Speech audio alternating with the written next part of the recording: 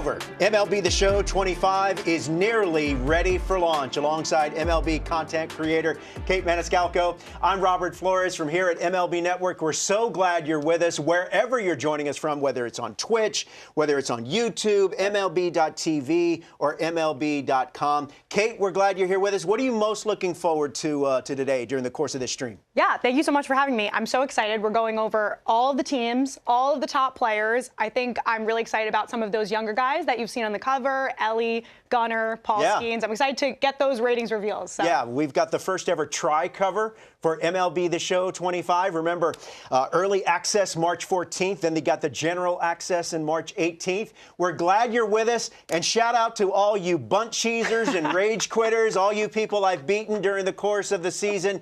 We're glad you're here with us. We love this community, and we can't wait to get started. We're also joined by Rory McCann. He is the senior live designer at MLB The Show 25. So, Rory, you're going to help us with ratings. You're going to be here during the course of this stream. Just in general, give us a sense of how you and your team and the people there at Sony San Diego come up with these ratings. Yeah, well, I'm super excited to be here with you talking about the ratings, the roster. It's one of my favorite parts of the job.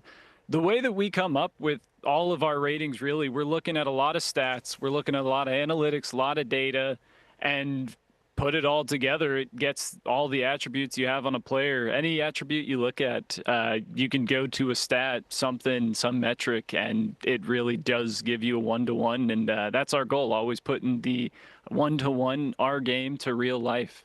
All right, so we'll continue to check in with you during the course of a stream. If we have questions, Kate, about maybe a player is ranked a little too low, and I'm sure the chat, as always, very vocal, they're offering very nuanced, insightful comments. If you've got a question or comment for Rory, we'll bring him back on. For the course of this stream, the three most favorite words in the English language are in effect.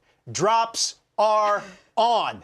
So make sure that your account is connected. Make sure your Twitch account is connected, because remember, those bronze and commons aren't going to open themselves. So the drops are on. I love it. Now, the ratings, Kate, we should mention, these are offline ratings. Yes. I play a lot of Diamond Dynasty. Other players in the chat do. Diamond Dynasty's awesome. But these are offline ratings. But don't you worry. We're going to dive into Diamond Dynasty and what's coming, not only for that mode, but plenty of other modes in MLB The Show 25. So you ready to get started? Let's do it. I'm ready. Let's do it started. We're going to get started. We're going to start with the team that has a lineup in a galaxy full of stars. And as you might expect, there is more than a couple of diamonds. Check it out.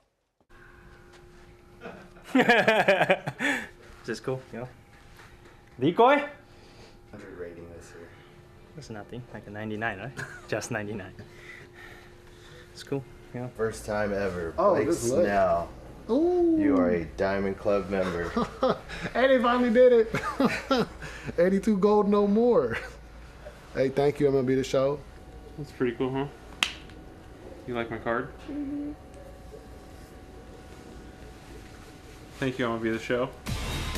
Congratulations, fellas. And it's cool to see, first of all, Blake Snell is an avid gamer. He's constantly streaming this game on his Twitch page.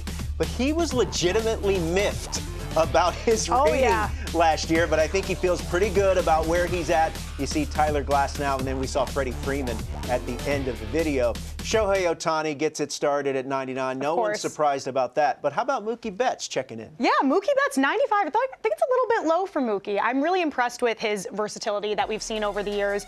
Outfielder, shortstop, it doesn't matter. He has been such a threat to that offense and a threat to any single pitcher that's facing him in the league. So I'm really excited for Mookie Betts this season. He mentioned last year he's got 3 World Series. He said he wants to get to Jeets with 5. So I think he's going to be very powerful this year. Now, when we were looking at the ratings, because we got the ratings beforehand, you said Mookie might be a little too low. Yeah. So let's bring back in Rory for a little bit more. Give us a sense of, you know, so obviously Shohei's a 99. How close do you think Mookie was to getting into that upper 90 territory? Yeah, that's a great question. Mookie, he even at 95, he is still one of the top 10 players by overall and also in the game. Especially when we're looking at fielding on Mookie, it gets a little tough with players like him where they can play a bunch of different positions. You know, you'll see him in shortstop, second base, right field, center. He can do it all.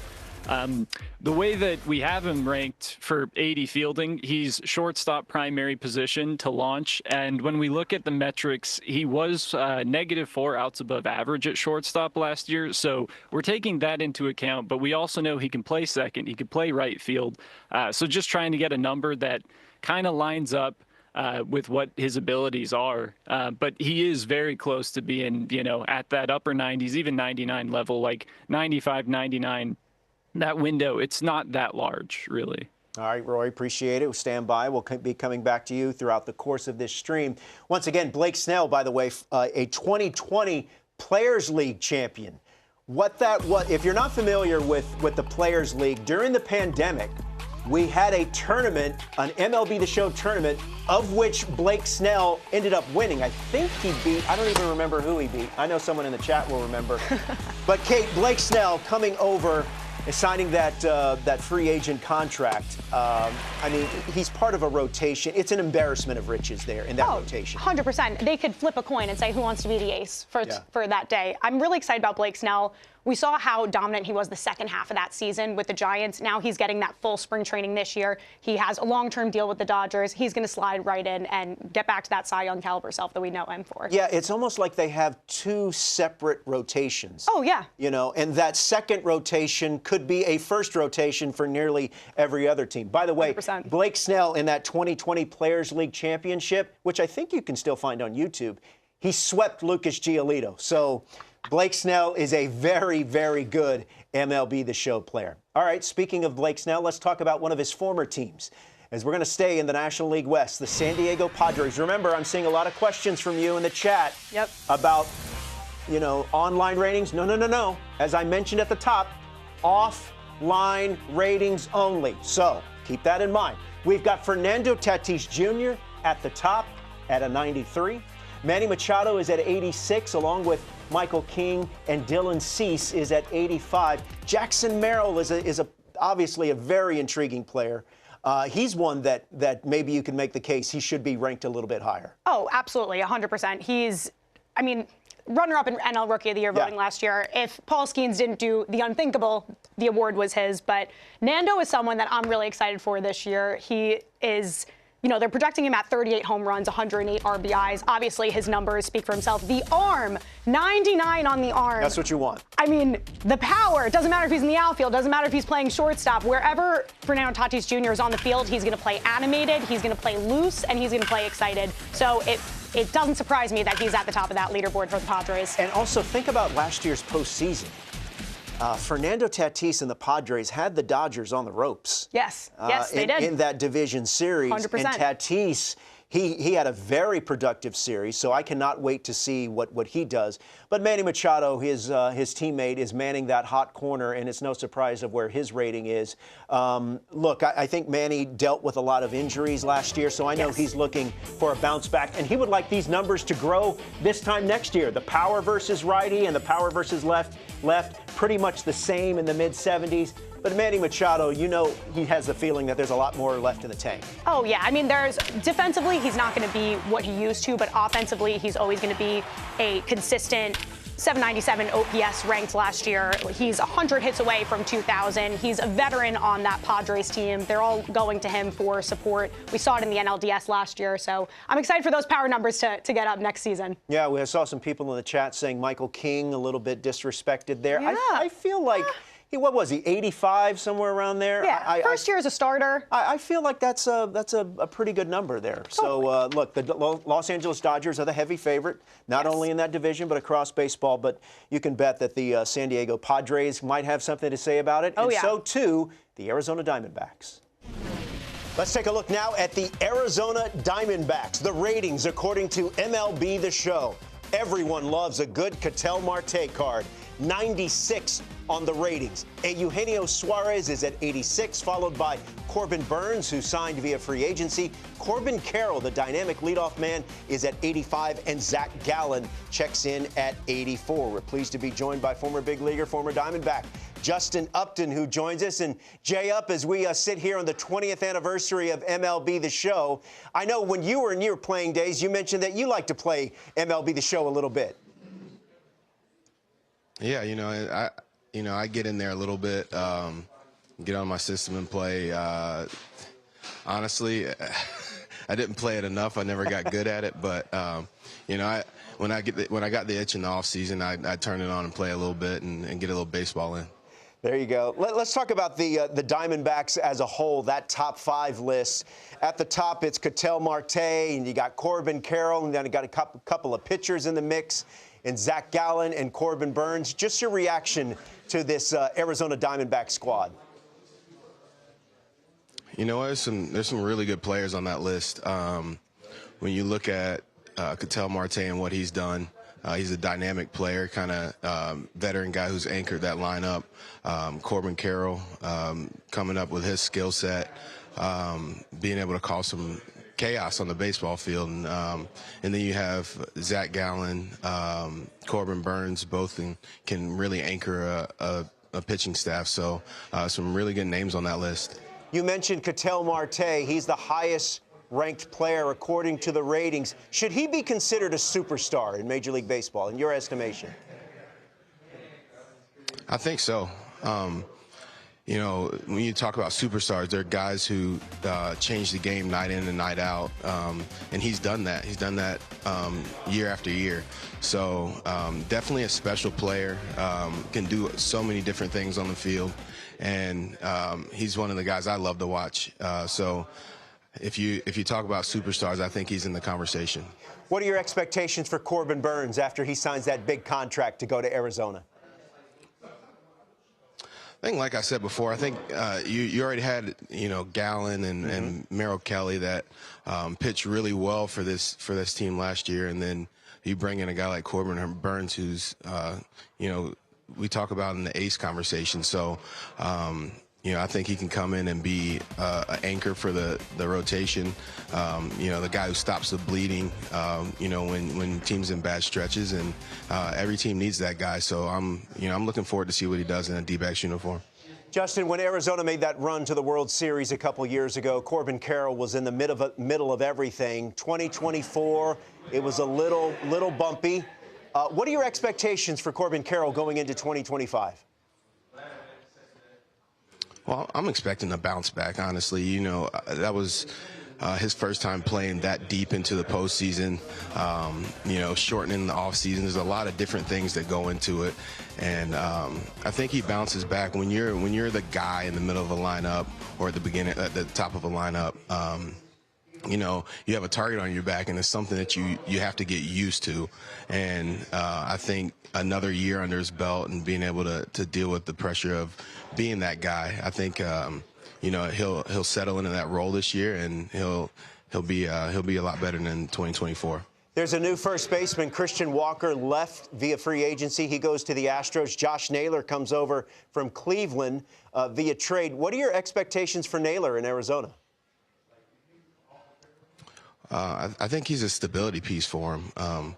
He can sit in the middle of the lineup and be protection for those guys at the top. He's not a guy that you want to see with those guys on the bases causing havoc. So I think he's going to be a big stability piece for him in the middle of the lineup. He can give you a good at bat, and I'm looking forward to see what he does. Hey, Justin, we appreciate the time, man. Thanks for the insight. Talk to you soon. All right, no problem. See you. By the way, the team that scored the most runs in Major League Baseball last year, the Arizona Diamondbacks. Yep.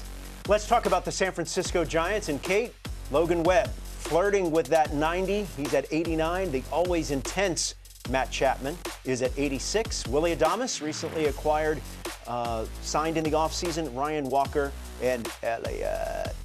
Elliot Ramos. Let's talk about Willy Adames. What are your expectations for him in a Giants uniform this season? Oh, I'm so excited. Obviously, he's coming off arguably one of his best seasons of his career with the Milwaukee Brewers. He has been everything that team wanted him to be. Now he transitions over to the Giants. He gets to play on the left side of that infield with Matt Chapman, which could arguably be one of the best left sides in all of baseball, at least defensively. So I'm really excited for him this year. I was extremely impressed with his power last season, so he's going to be a great addition to that Giants lineup. You mentioned the power. The last time the San Francisco Giants had a player with at least 30 home runs in a season, Barry Bonds. Crazy. So clearly, power is something that this team has needed. What about Logan Webb? He's the highest-rated San Francisco Giant. He's an innings eater. Yeah. One of the more durable pitchers across Major League Baseball. Yeah, Logan Webb, give him the 90. Why does he not have a 90? He's a workhorse. What I love most about Logan Webb is you know exactly what you're getting from him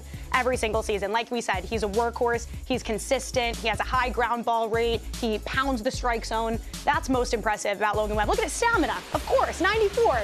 He's extremely effective. I was shocked last year it was his first All-Star nod. I thought I could have sworn he had an All-Star prior to that, but he's just been such a dominant player for the Giants. Always the ace, always at the top of that rotation. And like we said, he's going to eat up a ton of innings. Want the 90. Well, Buster Posey is now running the show there, no pun intended, there in San Francisco. We had a couple people jumping in late to the stream. Couple of things. One, drops are on, and the packs for MLB The Show 25. Okay, some of you are asking, is it for 24? I mean, we've only got like four days left. Why are you wanting packs for MLB The Show 24? She's Kate Maniscalco. I'm Robert Flores. You can find her on Instagram at AskKate. That's Kate with an I. You can find my streams if you're looking for someone that hits into a astonishing amount of double plays. I'm your guy. Go to twitch.tv/RealRoflo. Let's check back in with Rory, our ratings guru. And Kate brought up Logan Webb. He's just outside the 90s. Give us a sense of how close he came to eclipsing the 90 in the ratings. Yeah, absolutely. Logan Webb, you said it. Innings eater. Last couple of years, he leads MLB in innings pitched by like 20 innings. It's insane.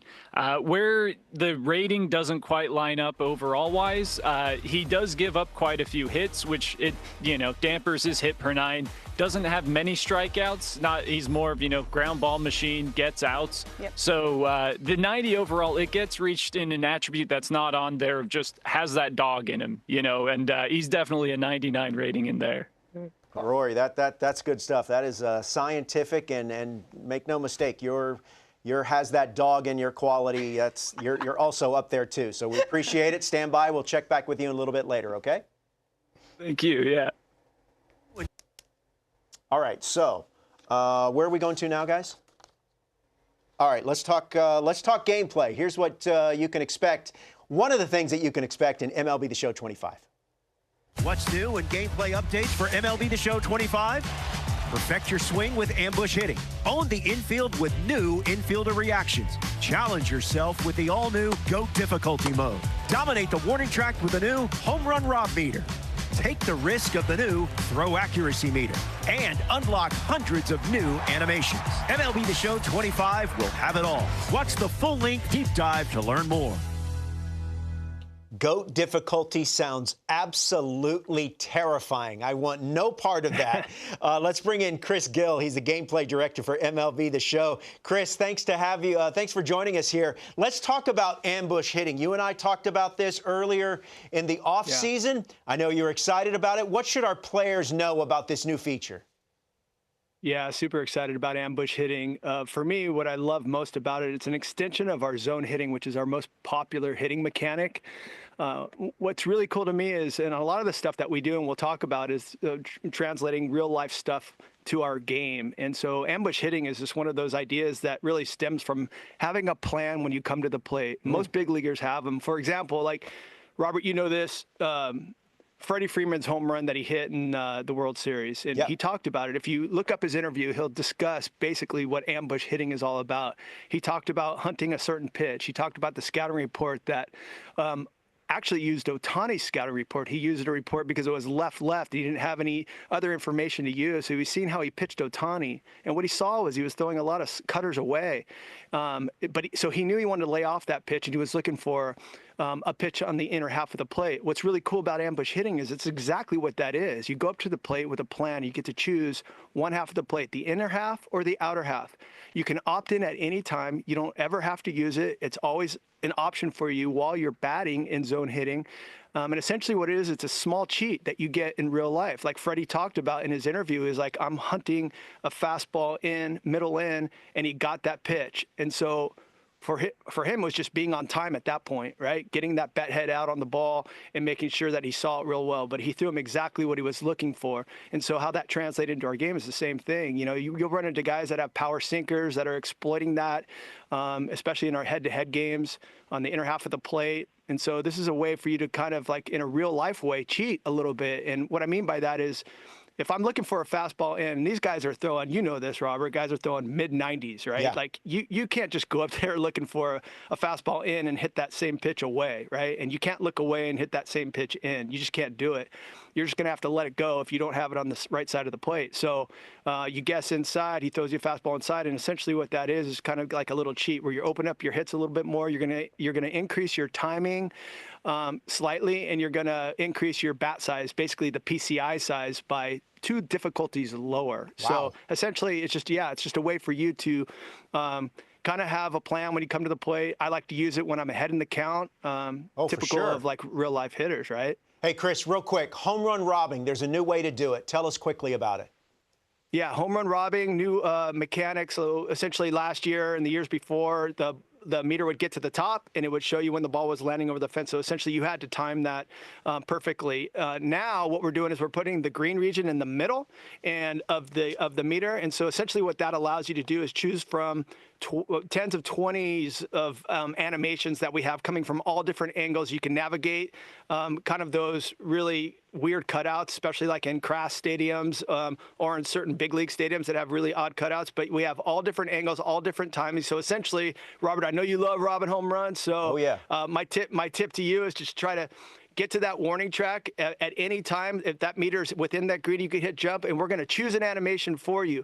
Here's the clue, though. I'll give you a tip, and everybody that's listening, you better have good outfielders out there because we scale those attributes. So if I got a 99 out there, he's going to catch that every single time as long as you time it well. I love it. There's nothing better than to make an opponent rage quit after you've robbed them of a home run. Appreciate it. Chris Gill, he's the gameplay director for MLB The Show. Chris, congratulations on all the hard work. Thank you. And can't wait to play the game. Appreciate it. Thanks, Robert. You got it. Hey, and speaking of rage quitters, and I know we got a couple in the chat, when I'm playing you and go deep against you, at least let the ball land so it counts, okay? Come on. With that being said, let's talk about the Colorado Rockies. Brenton Doyle is the highest rated Rocky at 84. Oh, Doyle rules. Ezekiel Tovar is at 83. Ryan McMahon is at 78. The switch hitting first baseman Michael Talia is at 75, and Herman Marquez is at 72. Look, Colorado Rockies, Kate, I mean, it's no secret. They're in a bit of a transition right now. Yes. But there is reason for hope, and Ezekiel Tovar is definitely one of those reasons. 100%. He's such a dynamic player. I think he has the poise to be one of the best shortstops in the game right now. It took up some armor last year, had a gold glove. I think Rocky fans should be really excited him. 98 fielding. 157 games. He had 26 home runs, 97 WRC+. So he's going to be a very exciting young talent for that Rockies team.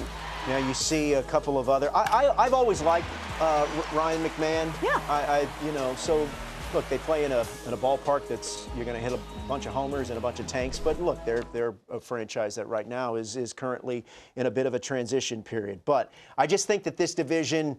Look, the Dodgers, as we said, they are the heavy favorite. No one's going to be picking against the Dodgers. But between the Diamondbacks and the Padres, I think they could make things a little bit difficult for the Dodgers. What about you? What do you think? 100%. I think the Diamondbacks rotation could go toe-to-toe with the Dodgers. Burns and Gallen as a 1-2 punch is among the best in all of Major League Baseball. But even that Padres team, I know they didn't do much this offseason, but they're returning pretty much everyone from that lineup with the exception of Profar and Ha-Seong Kim, who was out. But I'm really excited about those three of them, and even the Giants.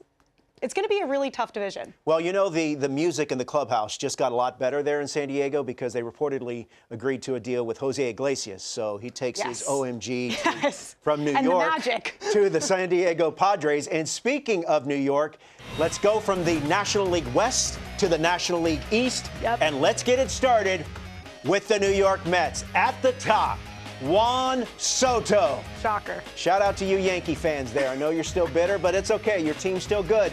Soto is at 99. Then you've got Francisco Lindor, the switch hitting shortstop. He checks in with a 95 rating. Then a trio of players in the 80s. Pete Alonso, who re-signed in the offseason. He's at 85. Mark Vientos, the fresh maker, is at 83. And so too is Kodai Senga at 83. Where do you want to start? I feel like we should start with Juan Soto, right? Of course. We should start at the top. 99. Nobody is surprised, right? He's coming off the best season of his career. Will it be because he hit in front of Aaron Judge? I don't know. I guess we'll see how he transitions to the Mets. But if there's anyone more disciplined at the plate, lives for the spotlight, is going to thrive in New York, again, he's just moving over to that other borough. He joins Lindor. He joins Pete. He joins Nimmo. He is, again, the generational, as we say. He's going to be so much fun to watch in Queens. We had a discussion on MLB Network about the Mets lineup. And Harold Reynolds, who was sitting in that chair, said that he would put Brandon Nimmo at the top, then Soto, and then he would have Francisco Lindor in somewhere in the 3-hole. My pushback was Lindor excelled so much at the top of the order. His OPS, I believe, was over 900 once he moved up to the top of the lineup. For me, he gets things going. He's the engine for the New York Mets. Yes, he's always going to have 30-plus home runs. And, I mean, 5 of his seasons he had 30-plus home runs. He's going to threaten the 30-30 so he could steal. He's an excellent leadoff hitter. Obviously, we saw him defensively. I mean, Francisco Lindor, if Shohei Ohtani wasn't doing the unthinkable last year and having a historic season, the NL MVP was going to Lindor. He had a great year defensively, great year offensively. So, I wonder if they're going to move Lindor around. Well, who's going to hit the top? Carlos Mendoza said at the top that Lindor would be 1 and Soto would be 2. Although St. Ryman in the chat says no way Lindor needs to lead off. So Carlos Mendoza, St. Ryman has spoken. You probably should not lead off Francisco Lindor because he knows. As for Pete Alonso, he returns. There was some speculation that obviously he would not, but he comes back to the New York Mets. I just can't wait to see what he's going to do because even in a down year, he still had 30-plus homers. Exactly. That's what everyone was saying. Like a down year for Pete Alonso, especially coming out of the gate in 2019, having 50-plus home runs. He's someone that's always going to have consistent power. When you look at the numbers, power versus left-handed pitching, 93, 85 overall. Probably, I mean, we could bring in Rory to ask, but it's probably due to his defense in the past couple of years. But he said he was looking to improve upon it. He probably feels a lot more relaxed now that he's got the deal with the Mets. He wanted to be back there, so I'm excited for him this year. All right, let's bring back in Rory and for more on Pete Alonso. Just give us a sense, or where do you want to weigh in on Pete Alonso's rating and how you guys arrived at that number? Yeah, absolutely. What brings it up is that power.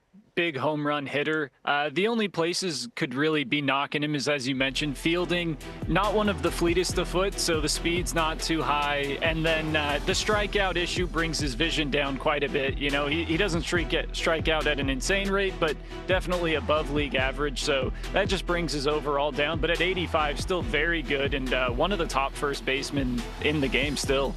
Well, Rory, he's a 2-time home run derby champ. All he's supposed to do is drive dudes in and hit tanks. So stand by, Rory. Much more with him throughout the course of the stream.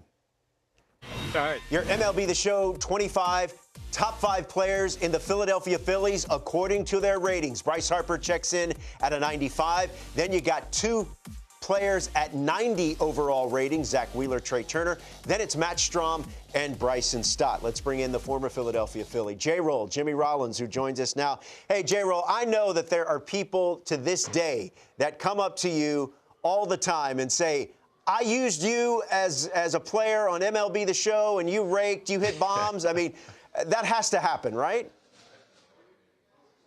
It does. And what the surprising part is when it's the young kids and they're playing like the throwback players, like the older guys when they get to form their teams. I never really played after a certain age, so to hear that they used me during these certain years and my numbers was this, my speed was that, I'm like, yo, that's pretty dope, because I know how that ranking system goes and they can offend a lot of guys, so to hear that my numbers were pretty cool, I was like, yo, that's what's up. Hey, when you look at this Philadelphia Phillies team, obviously there are stars everywhere. Which do you think is the more dominant unit? The Philadelphia Philly lineup or the Philadelphia Phillies rotation? Wow. That's a great question. I really think they're a pitching forward organization, and that's hard to say because you have so much stump, so much talent in that lineup. But Zach Wheeler, Nola, then you got Luzardo coming over, Sanchez, Ranger, what they were doing last year. Man, when you have that type of starting pitching, it makes it easier for your offense to go out there and just execute. Because if you put up runs, you know your starting pitching is going to come back and hold that lead, as opposed to how many do we need to score today.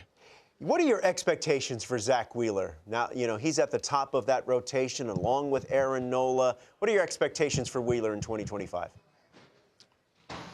I feel every time he's out there, he's a Cy Young candidate. And that doesn't change. That's the type of stuff that he has. That's the maturity that we've seen from him over the years, and especially since he's put on that Phillies uniform. So he's going to lead the charge. Nola is going to continue to improve. He has moments where he's up and down and just get that little bit more consistent. But Zach Wheeler, he's been the horse. Reminds me of when we had Cole Hamels. Every time he took the mound, we knew if we scored 3, we were probably going to win. When you look at this rotation, you mentioned the depth. You've got Jesus Luzardo, who comes over from Miami. He stays in the division. I mean, that is a very, I mean, to have Jesus Luzardo in the middle or back end of your rotation, that is saying something right there. It really is, and I like the move. We didn't do a lot as an organization in the offseason. I don't know if there was anything that we could have done. I know they have money restrictions and just people that you have to look out for the future. But yeah, I do like that addition. It was surprising. I don't know where it came from, but I love the fact that he's with our team and not down in Florida. What's your favorite part of Trey Turner's game when you watch him play? His explosiveness. It can happen at any moment. You know, there's a confidence to it that when he gets rolling, it's like the team follows. And I really like that about him, that he's a leader on the field. And, yes, you have your generals in the clubhouse. You have your generals on the team. But there's always one guy that seems like there's a spark. And that's hard to say because Bryce Harper's there. Bryce is the powerhouse. But when Trey is rolling, everybody starts to fall in line. And it's a beautiful thing to see. Well, Jimmy Rollins, pop from both sides of the plate. And if you're an MLB The Show player, you know how electric and devastating his virtual card is. J-Roll, we appreciate you joining us, man. Thank you. All right, thanks for having me, guys. For me? Oh, my goodness. How could you? It's so beautiful. I just want to thank my teammates, coaches, training staff, you Braves fans. It means a lot, 3 years in a row. Definitely going to be on the show this year, so I appreciate it. MLB The Show 25. Vamos a hablar. Hi. Thank you. No hurto. We've talked about the Mets, we've talked about the Phillies, and as you can see, it's time to talk about the Atlanta Braves. At the top, Chris Sale, the reigning, defending Cy Young Award winner. He's at 94. Ronald Acuna Jr. checks in at a 93. Spencer Strider just outside of 90. He's at 88. Matt Olson and Michael Harris II are at 87. And I know you had a question you wanted to ask Rory about Ronald Acuna Jr. and his rating. Why don't you take it away? Yeah, 100%. So 93, it's pretty high, but again, he's coming off Tommy John surgery this year, 40-70 in 2023, NL MVP. He had an outstanding year. Yeah. But I'm curious, Rory, about the 93 rating and how you guys rate someone that's coming back from an injury like this, and what can you expect from him in 2025? Yeah, that's a great question. So I guess the way that we do get attributes, we start looking at the past 3 seasons, so 22, 23, 24 coming into this year, and get kind of general average of those attributes. And then we'll measure, a little bit heavier towards the most recent season. So with Ronald Acuna Jr., we're looking at 2023, where he had an insane season. I want to say he started last year as a 99 overall. Then 2024, not the best year for him when he was healthy, then had the injury. So he does drop down a few points, dropping down to 93, but we still, expect the sky is the limit with him. He's still going to hit a ton of home runs. When he's healthy, he's going to hit well. He plays great defense, and also he's going to steal bases. He still had, I want to say, over 15 stolen bases last year in his limited time. So I think we'll expect MVP caliber numbers again when he's healthy. Yeah, Roy, he's definitely he's good TV. When he's playing and he's right. The Atlanta Braves. It's been a while since I saw a team go through this many injuries to signature players and stars seemingly at the same time. They get these guys back. It's almost like they get a whole new team. Yes, 100%. And I think a lot of people, I would make jokes like, we all forgot how good the 2023 Braves are. We all forgot that 5 of their players had 30-plus home runs. Yeah. We forgot about their starting rotation because, again, losing Spencer Strider and Ronald Acuna Jr. within weeks of each other for the entire year. Austin Riley had injuries. Ozzie Albies had injuries. It felt like the entire team was plagued by injuries. And to your point, 2 of their star players. So we're going to talk about another one, Spencer Strider, who's coming back. I think, look, you obviously got Chris Sale at the top. He's coming off a Cy Young season. Ronaldo Lopez was a revelation. But Spencer Strider, coming off the elbow injury, look, I mean, when he's right, he is pumping it in at 99 to 100 miles per hour. You see the K per 9 in these ratings. And once again, just some questions in the chat. These are offline ratings, guys. I'm hoping for a healthy Spencer Strider, and so too are obviously the Braves. Oh, yeah, and he's so young, too, 26 years old. We've mentioned his K per 9. When he's on and when he's healthy, there's very few that have these strikeout abilities that Spencer Strider possesses. So 88, I think that's pretty good rating. Yeah, no, I think that's fair. I think that's fair. He's led Major League Baseball with 20 wins in 2023, and of course had Tommy John surgery in 2024. Matt Olson. We were talking about Pete Alonso and his ability to drive in runs. Well, Matt Olson leads Major League Baseball with 451 RBIs since the start of the 2021 season. As you see his ratings here, offline ratings yet again. Power versus righties, 84. Power versus lefty, you would expect a drop there. He's at 80. But he's another one I felt like his numbers were okay, but it still felt like a down season for him. Yeah, well, what's funny about Matt Olson is the year prior, he sets the single-season home run record for the Atlanta Braves, and then anything after that I think would be considered a down season. But 148 hits, 29 home runs, 98 RBIs. I think we are going to expect an uptick in power, but the most impressive aspect about Matt Olson, in my opinion, is he's played every single game for the Atlanta Braves in the past 4 seasons. 4 straight years, 162 games. Like, his durability is off the charts. And you know what? That's something that's really pervasive throughout that lineup. Yes. Austin Riley, when he's healthy, he's in the lineup every day. Ozzie Albies, and as you mentioned, Matt Olson. All right, so we've talked about the big 3 in the National League East. It's the Mets, it's the Braves, it's the Phillies. One of those 3 teams figures to be the division champion. But a team that could be an irritant for the rest of the division, specifically those 3 teams, the Washington Nationals. Now, let's take a look at their offline ratings again. Nathaniel Lowe, who comes over via trade with the Texas Rangers. He is the highest-rated Washington Nationals. Luis Garcia Jr., who had a bit of a breakout season, is at 78, along with shortstop C.J. Abrams. Jacob Young is at 77. Mitchell Parker is at 76. Now, let me bring Rory back in because, Rory, there's 2 players that I want to ask you about that are missing in that top 5. That is James Wood and Dylan Cruz. How did they not crack the top 5? These are clearly young players about to enter their first full season, but extremely talented players. Yeah, absolutely. Extremely talented. We're starting them overalls maybe just a little bit lower, just letting them get their footing in the door for MLB level. You know, they've shown great numbers in the minor leagues, but we're just letting them, prove themselves at the major league level. And I can assure you, probably early on in the season when they've done really well, those overalls are going to be a lot higher when we do our roster updates. All right, good stuff.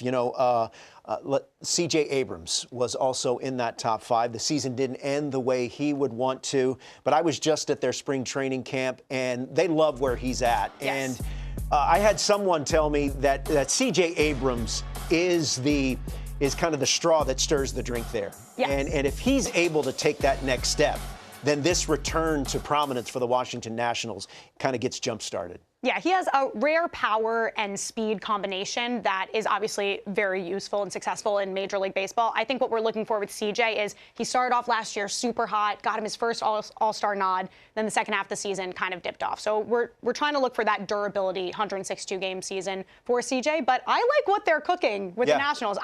A year away, 2 years away, like they're getting there. I don't think that they're a team that is going to be in the postseason this year, but they could make things difficult for the teams that will be. But 2026 and 2027, look out. All right, let's talk about the Miami Marlins. This is another team that is in a bit of a transition. They have a new manager in Clayton McCullough. Their top 5 looks like this. Yuri Perez is at 81. Braxton Garrett and Sandy Alcantara is at 78. Otto Lopez at 77, and then Griffin Conine, the son of Jeff Conine, the former Marlin, is at 76. And Kate, I was also at Marlins camp last week. Okay. And they were very, very thrilled from what they've seen so far from Sandy Alcantara as he returns from Tommy John surgery. His first 2 spring starts in the books, he was sitting about 98, 99. It looked smooth and easy. He's their opening day starter, by the way, and there's a very good chance his rating is only going to go up. Yeah, Sandy has high power. He has a really good pitch mix. And from 2019 to 2022, was among one of the best pitchers in Major League Baseball. Obviously got himself a Cy Young during those years, but 2023 had a down year, and then obviously 2024 was out with Tommy John surgery. But I feel like I haven't seen Sandy pitch in so long, and we have a lot of pitchers coming back this year, and he's at the top of my list. So Marlins fans can be excited to watch Sandy pitch this year. Well, and they can also be excited about Yuri Perez. Yes. In 19 starts in his rookie season in 2023, he had an ERA of 3.15. He missed all of 2024. You see his offline rating number here in the pitching clutch category. It's an 81. Slider control is at 92. And, we had a couple of people mention in the chat, no Xavier Edwards, no Connor Norby, but those are 2 guys that in a lineup that's going to be filled with platoons, those are 2 guys that figure to be in the lineup every day at third and short, respectively. Absolutely. Connor Norby has one of the best swings in baseball, so I think I'm really excited to watch him play as well. Yeah. All right, so that's the ratings for the Miami Marlins. Introducing the Big Board, the blueprint to your offseason. Be in charge for all the big moments as the GM. More realistic contracts and negotiations. Top free agents set the offseason pace, and big markets lead the charge. Fully updated defensive war to show just how valuable the best gloves in the game are. We've redefined how trades, prospects, and contracts come to life in MLB The Show 25. Let's talk franchise mode. And for that, we bring in Clayton Reed. He is senior game designer at PlayStation's San Diego studio. Clayton, good to have you. How are you? I'm good, Robert. Glad to be here. Yeah, let's talk about franchise mode. What new features can you tell us about in franchise mode for MLB The Show 25? Our primary focus this year was free agency, and specifically, a challenging system. We wanted to streamline it. We wanted to add a lot of depth. So free agency was our big push. Additionally, we looked at player evaluation. There's a few pieces to that. We improved regression. We wanted to reward defensive players with improved defensive WAR. Our contracts, terms, and AAV are the most realistic we've ever had. And then beyond that, we wanted to do a better job of looking at players' perceived value versus their actual contract value to improve our trade metric.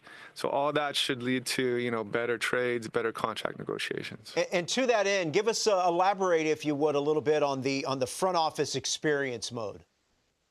I will. So we've met with GMs, we've met with scouts, we've met with farm directors, managers, and then the knowledge we glean from them, combined with we love our community, we love their feedback. So all that led to this new evolving front office experience. And what we want with that was it started a few years back. We added player metric, trade metric. We revamped the scouting and draft system, and now it's with the new free agency system. And kind of what we want is we want authenticity, we want challenge, and then we want replayability. And that's where, the streamlined nature, setting your big board weekly, and the depth of the logic, that's really where that comes into play, the replayability. So that's all part of the new front office experience. So Clayton, you mentioned the new free agency system. Kind of highlight a couple of points that you think are worth that our players should know about coming in the game this year. The key for us is we want it to be challenging. We want choices to matter. So we want you to make, you have to set your big board weekly. You have to, once they're on your big board, you're going to find out how motivated they are to sign with you. So you're going to have to gauge whether you want to keep them on the big board.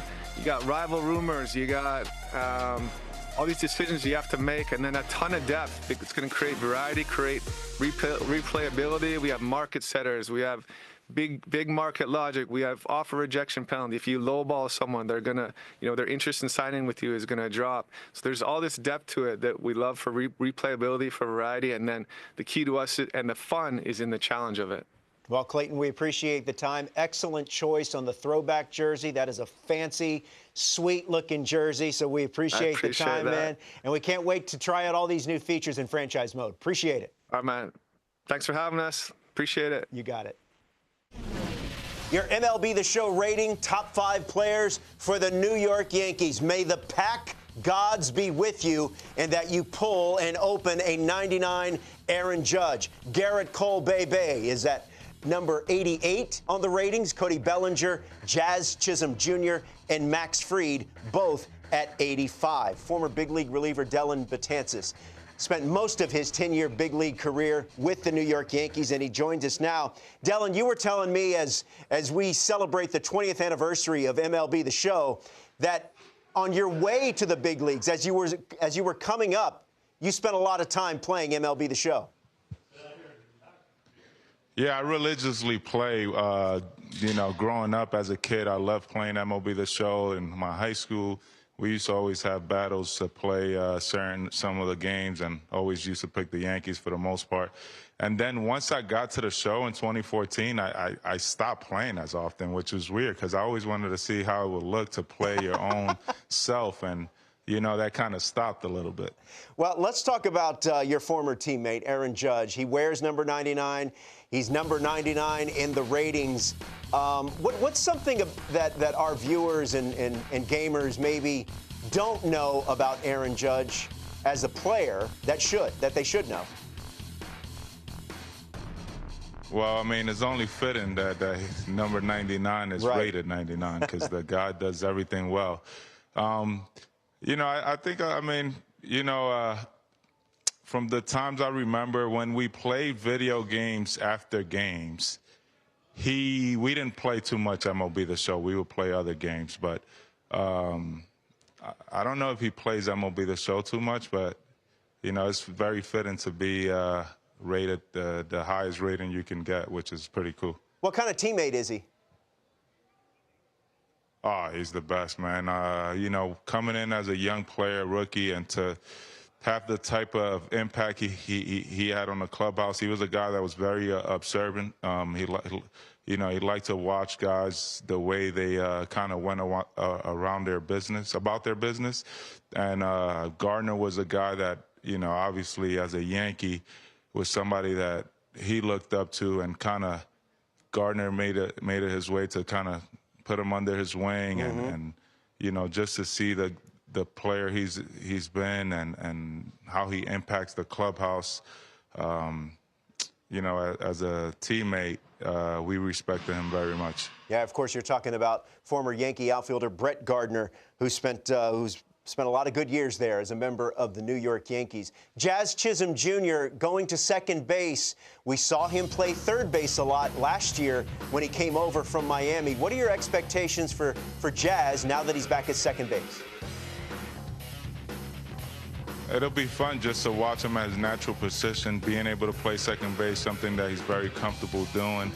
I can't wait to watch him. Obviously, him, playing third last year, I thought he did a phenomenal job. But now going back to his natural position, it'll allow him to just play freely. And I think it'll, make him play better overall. And when you don't have to, third base is a new position for him. He has to work probably a lot on trying to learn that position. Now he goes back to something he's super comfortable, and I feel like it'll help his bat as well. You got Garrett Cole at the top of the rotation. Carlos Rodon took a big step last season. Now you throw Max Fried into that mix. What are your expectations for Fried? Fried, man, somebody that I've truly admired watching him as a fan of the game of baseball. Somebody that's, going to take the ball every 5 days, goes deep into the games, makes a reliever's job a lot easier. So, I expect him to win 15-plus games, throw about 180 more innings, and he's a guy that's going to give the team a chance to win every time he takes the ball. And lastly, Dellin, speaking of bullpen and relievers, you've got Devin Williams at the back end and the airbender. What are your expectations for Williams in New York? If you look at Devin Williams, since he's came in, he's taken the league by storm. Somebody with electric stuff, airbender that nobody can hit.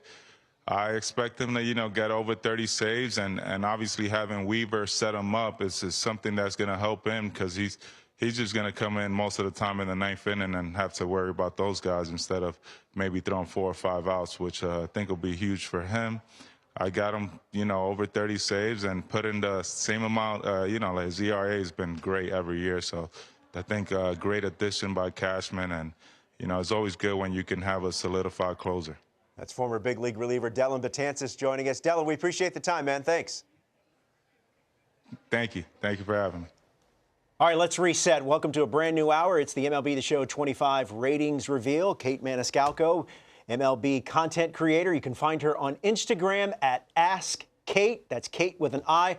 I'm Robert Flores from here at MLB Network. You can check out my streams right here on Twitch at twitch.tv/RealRoflo. Shout out to Major Mangoes, who's in the chat. Also, Caleb Spar on Twitch wanting to know, hey, did I miss the Cubs? No. Haven't missed the Cubs. No. Haven't missed them yet. got a We're going to lot. circle back to the NL Central in just a moment. But let's talk more about those New York Yankees. You could make the argument after the departure of Juan Soto and with their signings that they are, on paper, a better team. However, they've now suffered through some injuries, Giancarlo Stanton, et cetera. What do you think about the Yankees this year? Yeah, on paper, like we said, it's a little bit of a weird lineup, but I think that it works. Bellinger, Goldie, Devin Williams, Max Fried, all of those additions, obviously, I think on paper make them a better team than last year. But as we've mentioned now, Giancarlo Stanton, he is going to be on the IL for at least 6 weeks. So there are some areas that they're going to need to improve upon. But all around, I think they are better than they were last year. Yeah, third base is one that comes to mind. Yeah, yes. Absolutely. So, and remember, guys, these are offline ratings. We're going to talk more about Diamond Dynasty a little bit later. The drops are on, so make sure that your account is connected. I've already claimed 2 packs, and I've been told I've pulled 2 Mike Trouts. I don't know how I did it, but I did it, guys. I did it. All right, let's talk about the Yankees. Well, one of their biggest rivals, the Boston Red Sox. And this is a team that looks much different from the end of 2024 to 2025. I love this lineup. I love what 2025 could hold for the Boston Red Sox. Rafael Devers is at the top, along with Jarren Duran, who was a breakout star for the Red Sox in 2024. Garrett Crochet comes over from the White Sox. Alex Bregman signs after leaving the Houston Astros, America's team. And then Tristan Casas and Tanner Houck check in at 80. Now, as we sit right now, there is some question about where Alex Bregman is going to play. He has said, put me at third, put me at second. I don't care. I just want to win. Setting that aside, I like this Red Sox team a lot. I think on paper they have a really great lineup. As you mentioned, the addition of Alex Bregman. We see his rating right now. I have a weird feeling that might go up might go up next year, excuse me, after he gets a full season at Fenway. His numbers, 375, 490, 750 in 21 games at Fenway Park. We know he's going to mash. That Green Monster is going to get a ton of action. Again, is he playing second base? Is he playing third base? We're not entirely sure, but defensively and offensively, I like this fit for Boston a lot. Well, and just a little sneaky little Diamond Dynasty conversation. You got to love the positional flexibility. Yes. I mean, he already had first base and third base eligibility. Even some left field, you put him at second base, that could make your Diamond Dynasty lineup with a souped-up Alex Bregman card even better. Garrett Crochet comes over from the White Sox. I mean, he has looked very good so far at the beginning of the spring, and that was something that seemingly was missing for this rotation. That big horse, that dominant starter at the top. You see the four-seam fastball control is at 96. The sweeper break is at 74, part of an offline rating of 85. What are you expecting from Crochet in 25? Yeah, I love when we see guys that are able to transition out of the bullpen and become elite starting pitchers. Obviously, he was with the White Sox last year, but I'm excited to watch him compete on a team that's contending for the playoffs, specifically in the AL. It's wide open right now, right? Yeah. So he's going to lead the Boston Red Sox potentially to a playoff berth, and I'm excited. They're already giving him Chris Sale comparisons, another lefty for the Boston Red Sox, so I'm excited about Garrett Crochet. Yeah, and don't forget about Lucas Giolito. Yep. He's set to return, and at the back end of the bullpen, you got to roll this Chapman and Liam Hendricks, also coming off an injury. He's set to make his return in 2025. Rafael Devers was the subject of a lot of conversation, but there's certain cards that MLB, that when you're playing MLB The Show, you just rake with, because the swing is so smooth. Rafael Devers is one of those cards. Where are you on Devers for 2025? Yeah, he hits the ball well. He takes a ton of walks. He produces runs at an extremely high rate. 86 overall. He's one of 5 hitters with 25-plus home runs, 850 OPS or higher in his last 4 years. So he has been a consistent piece to that Red Sox offense for multiple years now, and I kind of understand why he's like, oh, I don't really want to move. He's like, I've been here long. Yeah. It's my position. I'm an established hitter. I'm an established presence in this lineup, but I'm excited about his numbers this year. Look, he's still a relatively young player, and I think we tend to minimize the difficulty that it requires to be a DH only. 100%. Especially at someone at Devers' age who's used to playing in the field. His defense right now, not as good as Alex Bregman, but to Rafael's credit, his defense has improved. So we'll see where Alex Cora, what he does with his lineup. All right, let's stay in the American League East. The Baltimore Orioles. They are a franchise that has been filled with a lot of young talent. They've yet to win and make a deep run to the postseason, but their top 5 offline ratings yet again look like this. Gunnar Henderson, part of the tri-cover in MLB The Show 25, along with Ellie De La Cruz and Paul Skeens. He's at 94. The switch-hitting catcher Adley Rutschman is at 88. Felix Bautista is back. He's at an 85. You got 2 pitchers in Kyle Bradish and Zach Eflin, both with 83 rating. Gunnar Henderson, I think, is already one of the young superstars in this game. 100%. If I'm starting a franchise, I would love to start it with Gunnar Henderson. Since he burst out on the scene in 2022, he has been one of not only the top shortstops, one of the best players in the game, and I think he's one of the most valuable on the field. You saw last year in 2024 some of his best numbers, his best production. He hits the ball extremely hard consistently. His defense isn't quite up there with some of the other shortstops, but he sure makes up for it with power. Yeah. Reckless Pat in the chat wants to know, I think this is for Rory, he says that Adley Rutschman should be a 90. But, Rory, I kind of feel like his rating is pretty good where it's at, especially how we saw him end the season last year. Now, just for full context, he got hit on the hand in June when he was behind the plate, and he really wasn't the same hitter. But I think his rating is just about right. How did you guys come up with this current rating for Adley? Yeah, I would agree with the 88 overall. Feels pretty good with him. We have him down as one of the best blocking catchers in the game. His blocking rating is super high up there. All around as a catcher defensively, he's very solid. The bat is where, if there's anything to be desired to get better, it's that. Not saying that it's not already very good. But if he adds on a few more home runs, his contact numbers still look very good. So if there's any place he can improve upon moving forward, it's, hitting a few more home runs. But by no means is 88 overall bad for him. No. I feel like, very, very good for him. Yeah. All right, good stuff, Adley. Felix Bautista, Kate, is also back. Yep. He checks in. I think his rating was 85. But Mount Bautista is back for the Orioles, and that back end of the bullpen now gets even better with him back. You see his K per 9 and pitching clutch at a robust 99. He's one of the dominant closers in the game when he's healthy. Yeah, I mean, like we said, even though he missed all of last year, it's hard not to put him as some of the top relievers. He has elite stuff with his splitter and forcing fastball mix. And even if he can return from injury and give us somewhat of what he did in 2024, he's going to dominate for the Orioles this year. All right, let's continue our American League East conversation. The Toronto Blue Jays. Vladimir Guerrero Jr., a former cover athlete for this game. He is the highest rated Blue Jay. He's at 90. Anthony Santander comes from the Baltimore Orioles over to Toronto. He's at 87. Jeff Hoffman, who they signed, he's at 86. Then you got Gausman, Jimenez at 83 and 82, and then two more 82 players in Dalton Varsho and Yimi Garcia. We did not see Bo Bichette on this list here. He obviously dealt with a couple of injuries and really wasn't much of a factor in 2024. But Vlad Jr., he has said that he's prepared to hit free agency. So now you wonder, are we looking at the final games or final season of Vlad Jr. in a Blue Jays uniform? Yeah, I mean, potentially 2024, we saw him have that 2021 MVP caliber type season, right? And one thing to note about Vlad is since he's in a walk year, since he's in a prove it year, something tells me he's going to perform up to the top of his ability, okay? I think it's going to be very similar to 2024. 90 overall, he was second in MLB in total bases since the start of 2020, someone that's consistently getting on base. Obviously, his power is no surprise to anyone else, but I'm excited for his season and then potentially seeing where he's going to end up in free agency. Maybe Boston. Ooh, could be. Or maybe in a Yankee uniform. I would love nothing more. I'd love nothing more. We will see. Big Old Buck says this is the year that Vlad becomes the final boss. Ooh. Shout out to The Rock.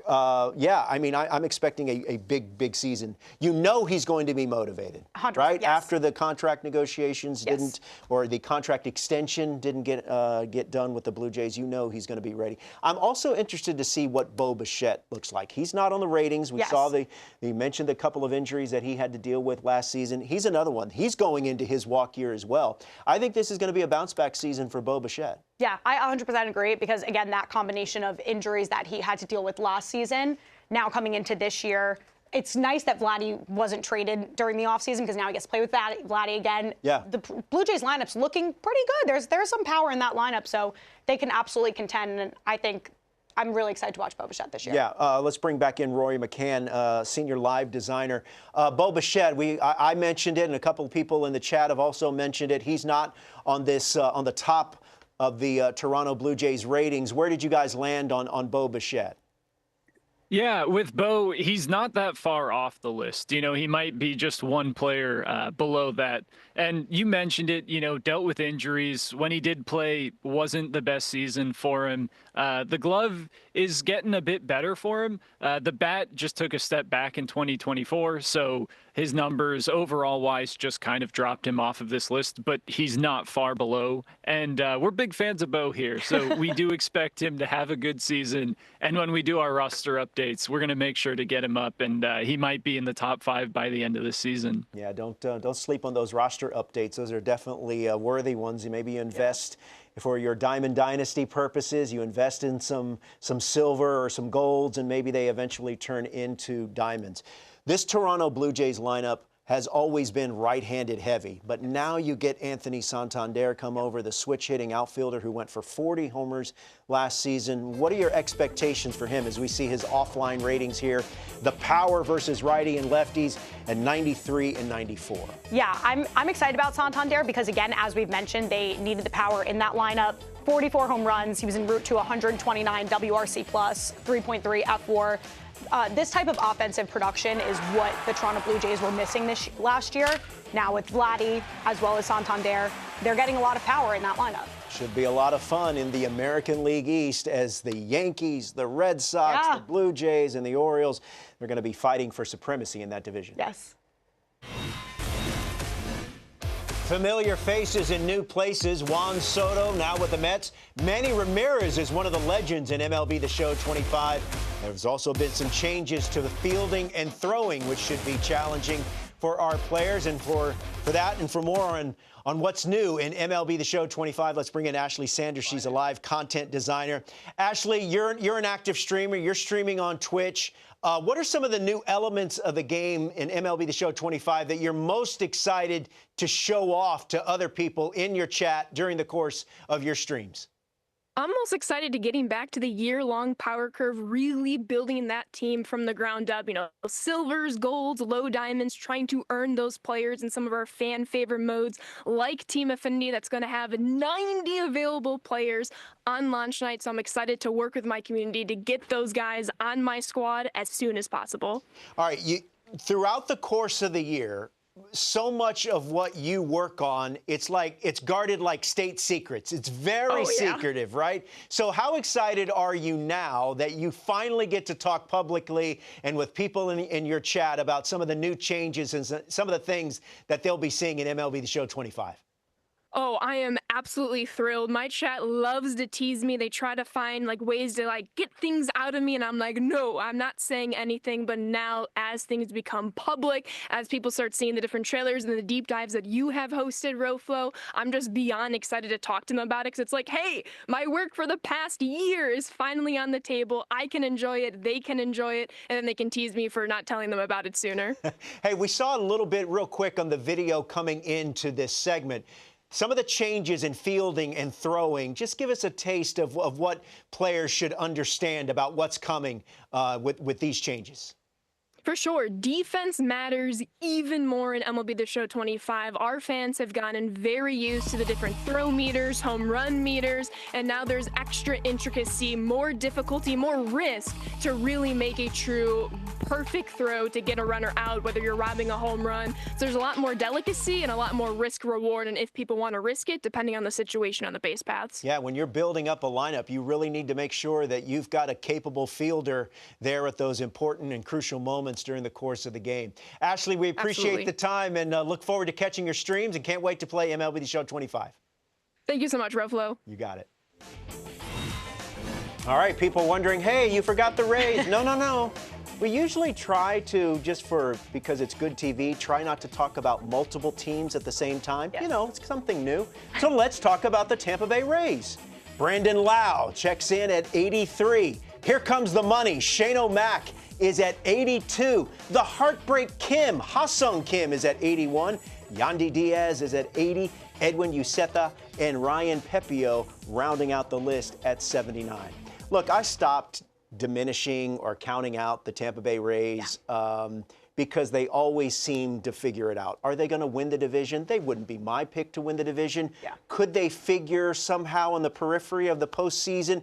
It would not surprise me. That's just how the Rays are. Yeah, and then especially with the people that they're returning this year, Shane McClanahan. I mean, Ha-Sung Kim, I think we were all pretty surprised he went to the Rays, but that's a huge pickup if we remember Ha-Sung Kim's season from 2023. Obviously, he's coming back from an injury, but Shane McClanahan, I'm so excited to watch pitch this year. A lot of these pitchers we almost forgot about, but 3 seasons he had a sub 3.5 ERA. He's rated 82 overall. I think that's a little low for Shane, but 92 four-seam fastball. So I'm excited to watch him come back and hopefully bounce back for the Rays this year. Yeah, he's 33-16 is McClanahan with an ERA of just over 3, as you mentioned, in 3 seasons. Missed all of last year with Tommy John surgery. Brandon Lau, 21 homers, 473 slugs in 107 games during the 24 season. You take a look at his power numbers. Powers against righties. Of course, that left-handed bat is at 81. His batting clutch is a bit higher at 88. He's another guy that they missed who, had to struggle through some injuries last season. Oh, yeah. I mean, he ended up, though, when he was on the field, he did a fantastic job. He was second in hard hit rate among second basemen. So at least he's someone that's giving you consistent power in the lineup and production offensively for the Tampa Bay Rays. All right, so that's a look at the American League East.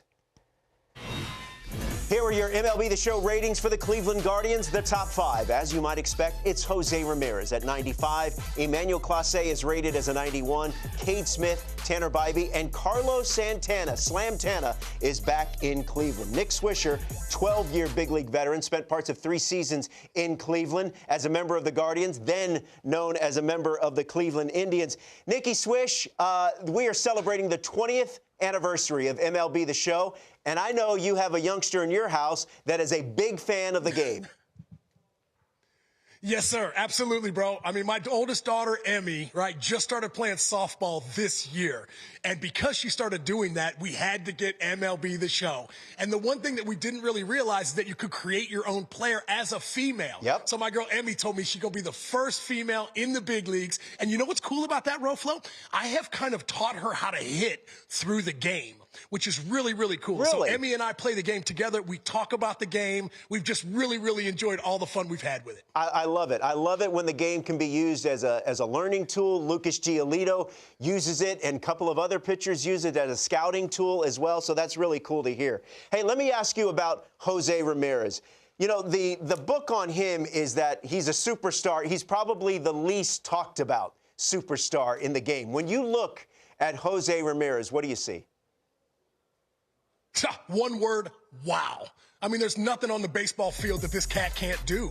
I remember when he first came up to Cleveland, and there was a little bit of talk about him. At the time, Francisco Lindor was the big name. No one was really talking about Jose Ramirez. But when he kind of came up and all of a sudden just electrically started mashing, stealing bases, making great plays all over the diamond, and that was when I really realized, like, whoa, this kid can do it all. Not only hits for average, but hits for power. He steals bases. He plays elite Gold Glove defense. Hey, there's a reason why he's a 95 on that list, bro.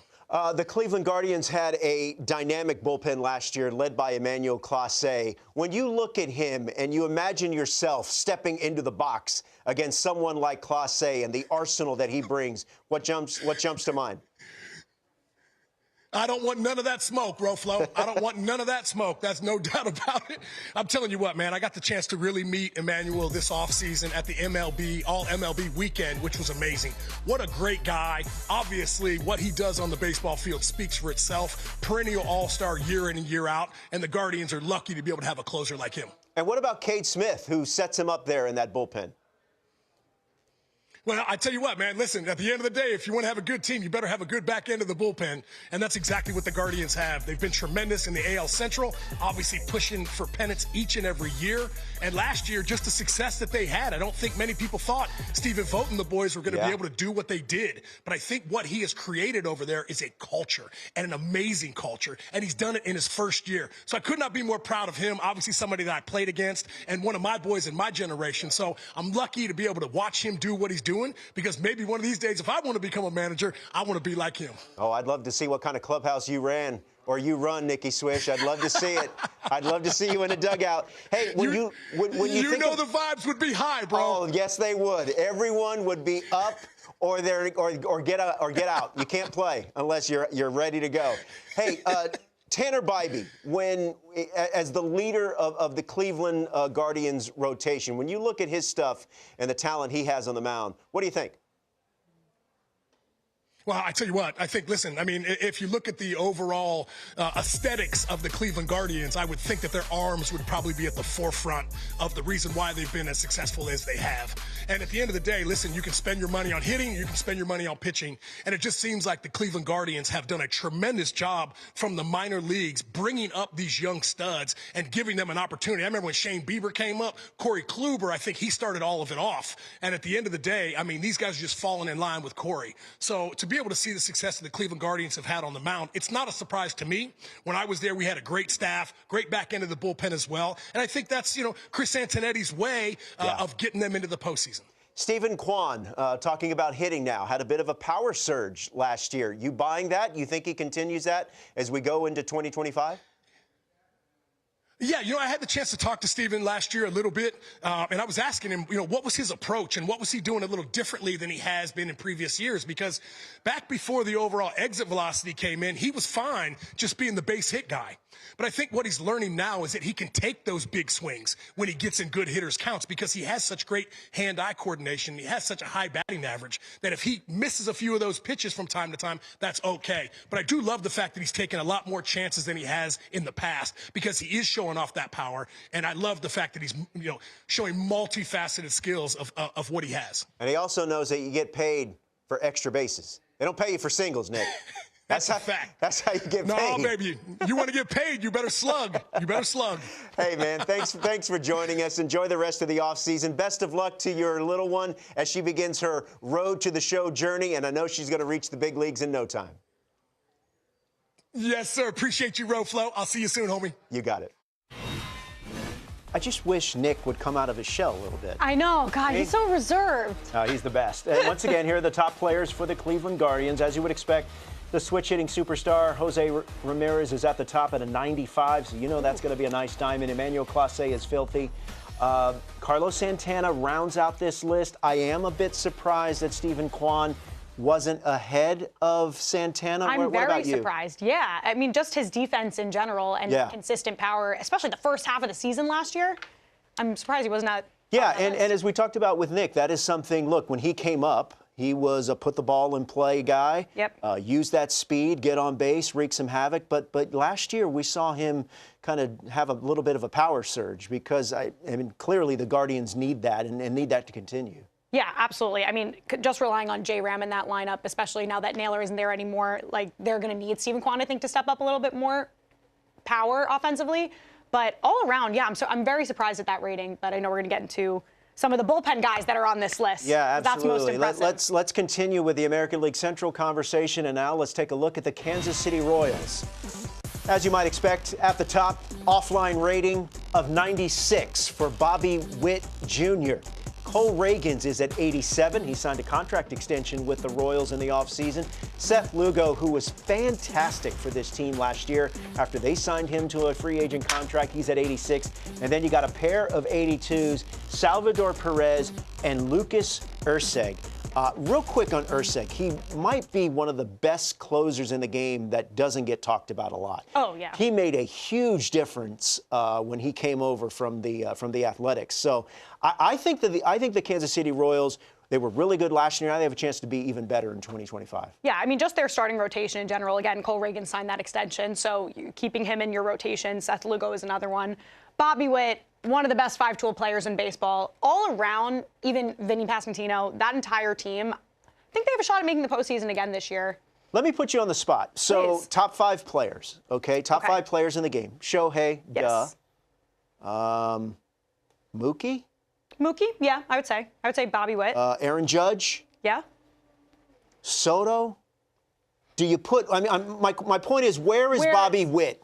Is he in your top five? I think Bobby Witt's in my top five as an all-around player. Right. I think that's what makes him the most impressive, in my opinion, because we don't often see that five-tool player in baseball, and he's so young. So the ceiling is super high for Bobby Witt. A couple more years under his belt, I think he's getting into Mookie Betts territory. And I tell you what, the Royals were really good to sign him to that contract extension. Oh, That's yeah. Gonna be looking like a bargain. By the way, that shot of him, he's part of the 99 club there as the Kansas City Royals hope to continue what they did in 2024 and even beyond in 2025. Remember, they were 2 games away. 2 games away From from advancing. Yeah. So Salvador Perez. Yeah. He's got the mix of, you'll see him behind the plate sometimes. He'll place him first. He'll also DH. Yep. I'm wondering what he does in 2025 because he was really good again last year. Yeah, I mean, he's coming off, obviously, the tail end of his career. He's putting together, though, what a fantastic Hall of Fame case. His success now has spanned over a decade at this point, winning his first Gold Glove in 2013, driving in 48 home runs in 2021, obviously having insane offensive production in 2024. Yeah. So he's putting together a pretty good Hall of Fame case. Yeah, he's on the Hall of Fame highway. Oh, yeah. And that's not a stretch. Cole Reagans had the 4th highest whiff rate, 32% in the majors last season. You take a look at his offline ratings, the 4-seam fastball break at 99, and then the control also on the 4-seamer is at 99, thus all part of an offline rating of 87. You think about what the Royals, they traded Aroldis Chapman to the Rangers. Yep.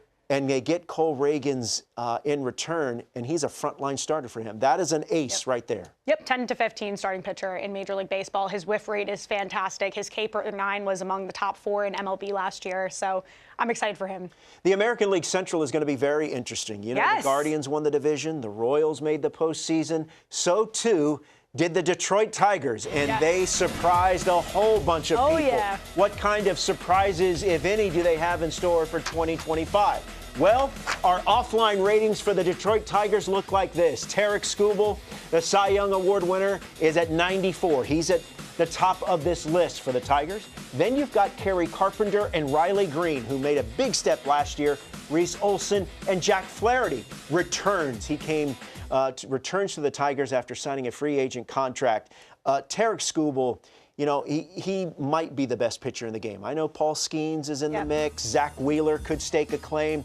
But if life on the line, you need a win, Tarek Skubal might be the dude I go to. Oh, yeah, 100%. I mean, what's most impresses me about Skubal is he doesn't walk a lot of players. He keeps the ball in the park. He does an excellent job at limiting damaging contact when he's pitching and has really solidified himself as an ace on this Tigers team, consistently going 6-7 innings, which is what we don't see quite often among a lot of starting pitchers.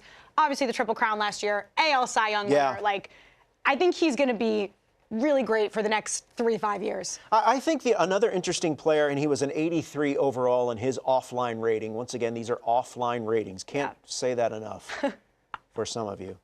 But Kerry Carpenter, slug of 587, was 4th best in Major League Baseball in 2024. Contact versus, and this is my point. I want to see what he does. He needs to be in the lineup every day for me. Yes. He has that type of potential where this young player, if he's going to take that next step, he's going to have to figure out how to hit lefties. And I think he has the ability, but he's got to be in the lineup against them. Agreed. It's very similar to Oswaldo Cabrera with the Yankees. Like, once you have consistent at-bats, seeing that type, your splits will even out a little bit. But we mentioned 994 OPS against right-handed pitching. Yeah.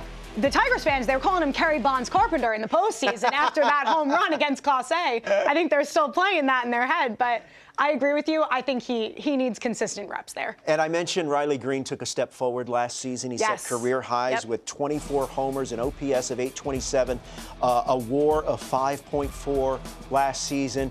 I mean, this is why the Tigers they're so bullish on what their chances in 2025 and beyond, because Riley Green is part of that foundation that has had some success at the big league level already. Yeah, I would go to say Riley Green is one of the more underrated players in Major League Baseball, given his stat line last year: 24 home runs, 827 OPS.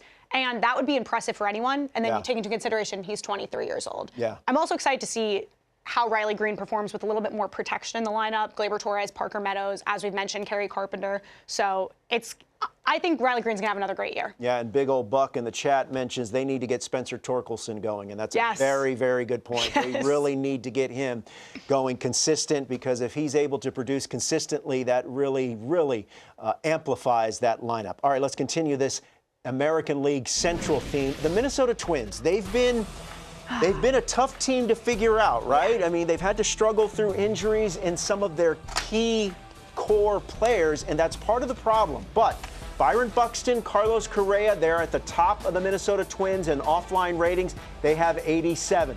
Royce Lewis, he is an X factor for this team. He's at 85. Pablo Lopez on the mound, along with Griffin Jacks and Joe Ryan rounding out the list. Lopez is at 84, and then the other two at 83. This team struggles with injuries, and the bad thing is it's their key core players. Last year it was Correa. Buxton has also struggled with injuries. Royce Lewis the same. But when those three guys are healthy and right, I mean, this team can be dangerous. Yes. I mean, we're doing the same song and dance specifically with Royce Lewis every single year. A top prospect. We want to see him live up to his potential, and then he unfortunately gets injured. But him, Buxton, even Correa, they're all freak athletes. I mean, you see Royce Lewis batting clutch 85, power versus right-hand pitchers 92.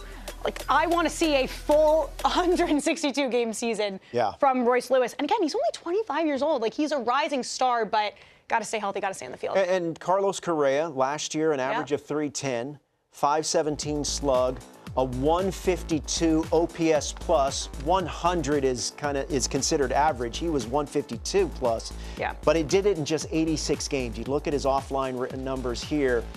He struggled with a plantar fasciitis. If you've had it, which I have, it is extremely painful. It's like walking on needles. And just mind you, this guy's trying to play shortstop. He needs to clearly be healthy for them. Yeah, I mean, Carlos Correa, centerpiece of that franchise, centerpiece of that team with the deal that he signed with them years ago. But if he played all 162 games last year, he was on pace to hit 26 home runs. You'll take that. And you'll take that from him any day of the week. When he's healthy and when he's on the field, you can make the argument that he's among the best shortstops in the game. Well, his teammate obviously hoping for good health this season, and so too are the Minnesota Twins. Byron Buxton, he's one of the most dynamic, exciting players in Major League Baseball. I could watch him run down baseballs in left center and right center field and robbing home runs all day long. But he, too, has struggled with health. The fielding is 85. The speed is 95. And again, as a baseball fan, whether you root for the Minnesota Twins or not, you just want this guy to be healthy because he's fantastic when he's on the field. Yeah, he's so much fun to watch. The only bright side about him was last year was the most amount of games he has played since 2017. So we got to hope that we're on a trajectory, that they're going to stay consistent. Him, Royce Lewis, Carlos Correa for the 2025 season. Well, let's bring in Roy McCann, the senior live designer, for more on these three players. And just give us a sense of when you talk about these three, Buxton, Correa, and Lewis, what impact did their durability, or unfortunately lack thereof, how did that impact their offline ratings? Yeah, it definitely plays an impact. I believe all three of them, their durabilities are below 90. At least.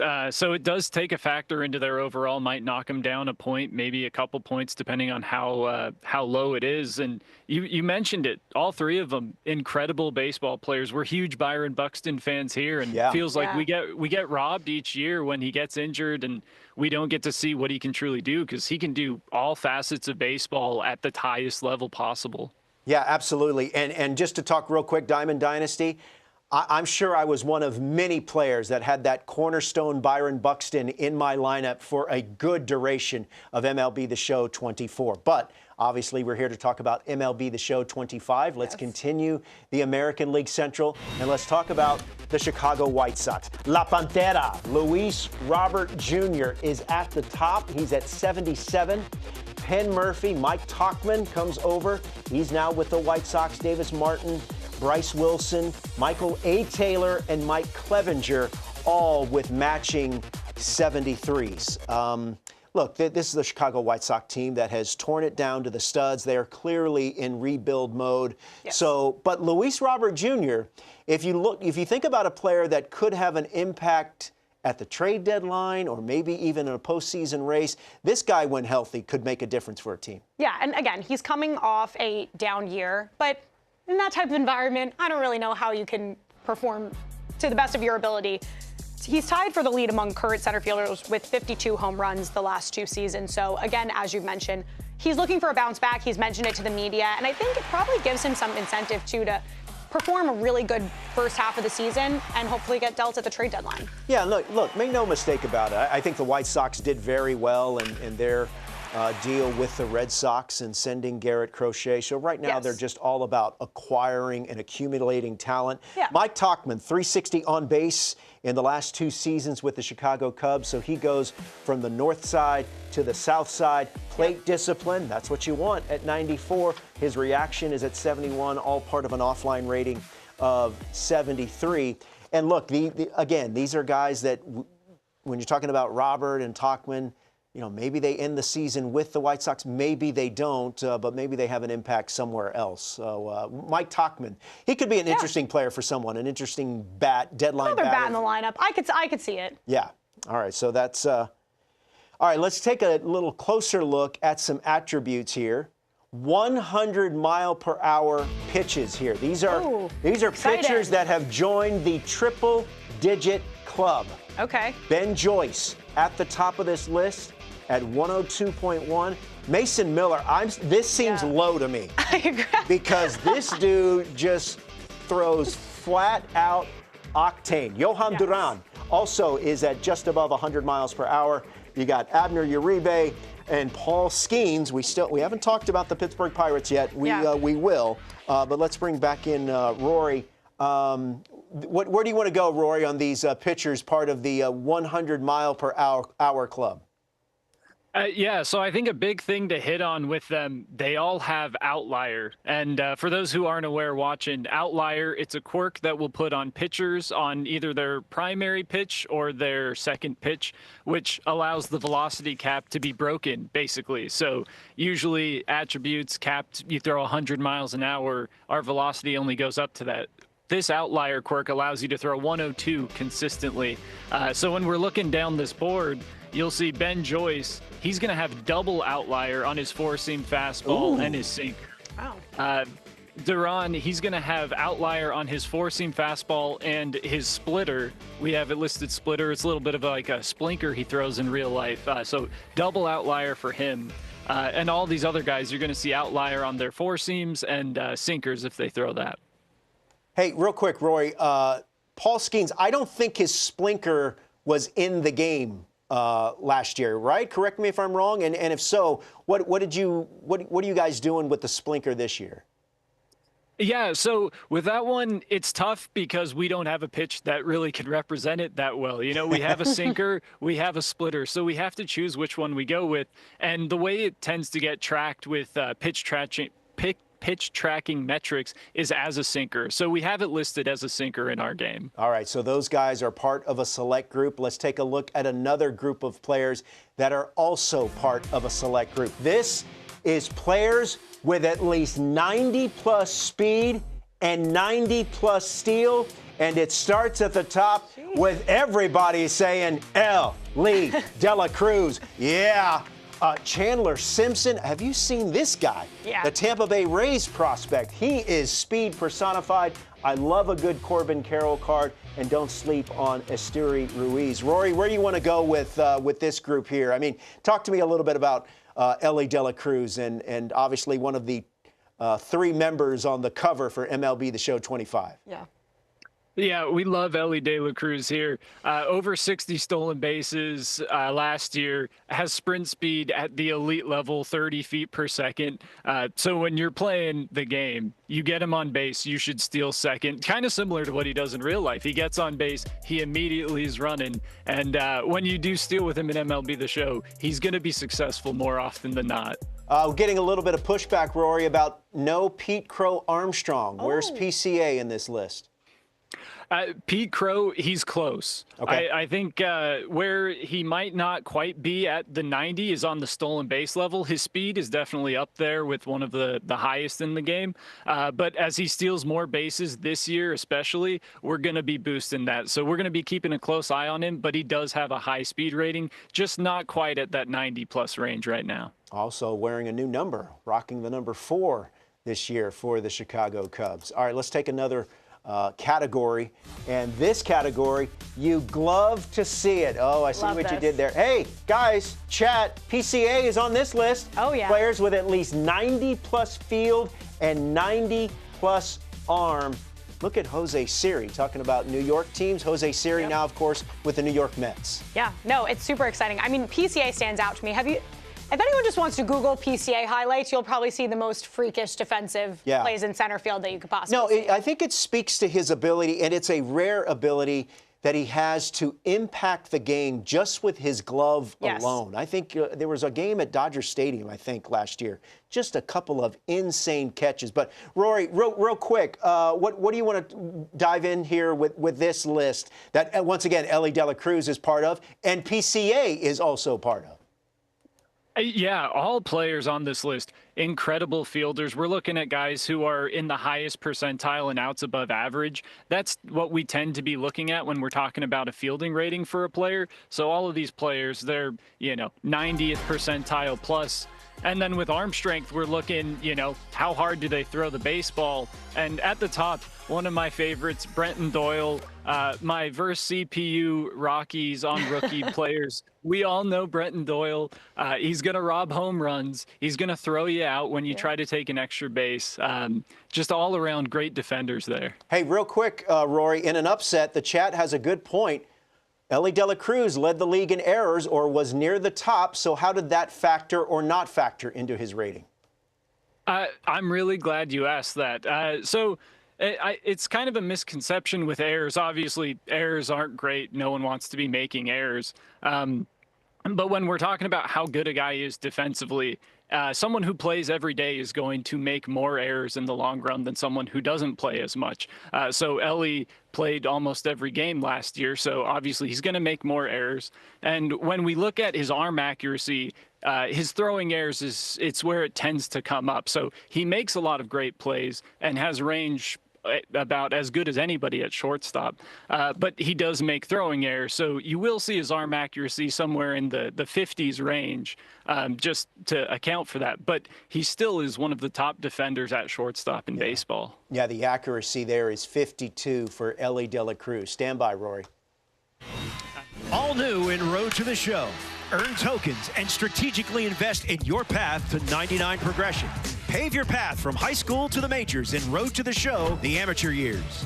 Immerse yourself with the first-person fielding camera.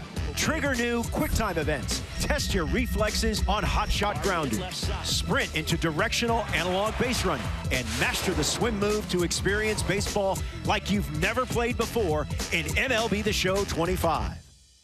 A lot to like in this year's version of Road to the Show and MLB The Show 25. Justin Rowe is a designer for MLB The Show 25, and he joins us now. Justin, it's good to see you again. As we can see, there's some tweaks. There's a new path to the big leagues in Road to the Show. What should our players know about what they're going to be experiencing this year in Road to the Show? Yeah, I mean, we're super excited for what we accomplished this year. Starting off with that high school experience, right? It adds a whole new layer that we've never had. And we want to show like how hard it is for that grind from when you're, 17, 18 years old, all the way up to your big league debut. But starting off in high school, you're going to have a chance to prove to college scouts, MLB scouts along the way, and then have that decision, right? Like, do you go to college and get some of the pros and cons of going there, or do you head straight to the MLB and start your MLB journey? The whole point of this was to like make it feel as authentic and real as possible, right? So every MLB player goes through that experience, right, of being a kid, playing, going to college, or having that decision to go to the draft. And we tried to accomplish that this year and have you can have separate journeys. You can be the top dog, right? You can ball out in high school, go to the top college, and then head to the draft. Or you could skip college and head to the MLB, or if you're like an underdog mentality, go to a smaller college, grind, and become a star there. Hey, tell us more about the path to 99 progression in Road to the Show and how the players will have more control over what their player ultimately becomes. Yeah, that was another big focus for us this year. In years past, that path has kind of been like on rails or a little bit rigid, but we wanted to return the control to the players, right? So from any type of play style that you want to do, you're going to be able to do it and get to that path of 99. And across the board, every decision matters, right? So as you're trying to get to where you want to be, training, drills, obviously your on-field performance, and even some off-the-field decisions are going to matter for this. Well, Justin, also the added element of the college programs that are involved in Road to the Show, I think players are really going to love all these new features and some of the changes in Road to the Show. We appreciate the time, Justin. Good luck with the launch, okay? Thanks. Have a good one. That's Justin Rowe. He's a designer for MLB The Show 25. Let's take a look at the Chicago Cubs, their highest-rated player the recently acquired Kyle Tucker. Then you have 3 players who check in at number 86 on their ratings: Seiya Suzuki, Justin Steele, Dansby Swanson, and then their opening day starter, Shota Imanaga, is ranked at 85. Let's bring in Dexter Fowler. He spent 14 seasons in the bigs, 2 with the Chicago Cubs, helping them, of course, break the curse in 2016. And Dexter, this is MLB The Show's 20th anniversary, and I know you've been a few years removed from playing in the show, but even past your playing days, I know people really enjoyed using your card in a variety of formats there in MLB The Show. Absolutely, you hear that all the time. People are like, "Oh, I loved when I played you. You made me so much money. I bet against my friends." And I'd say there's no betting in baseball. That's what I tell them. That's right. And you know what? There's no betting in video games, kids. Remember that. It's all for entertainment purposes only. Hey, let's talk about these top 5 players according to the rankings for the Chicago Cubs. Kyle Tucker is at the top. What are your expectations for K-Tuck there at Wrigley Field? I think Kyle Tucker just needs to be Kyle Tucker. I mean, the guy's a world champion in his own right, and hearing from the World Baseball Classic crew, like, he was the anchor of the team. He kept it light, and I think that's what the Cubs need. They just need to go out there and be able to lean on this vet and really rely on his body of work. When you look at the other pieces of the outfield around Kyle Tucker, what jumps out at you? How do you think the rest of the outfield is going to shake out? I think it's gonna. I actually think it's gonna help. You know, you got guys like Pete Crow that are out there, and you know, just to be able to lean on him and his expertise is gonna help him even be a better outfielder. And this guy's already elite. Yeah, PCA, Pete Crow Armstrong. It's rare, Dexter, right, that a player can have an impact with his glove the way he does. When you see him play defensively, what comes to mind?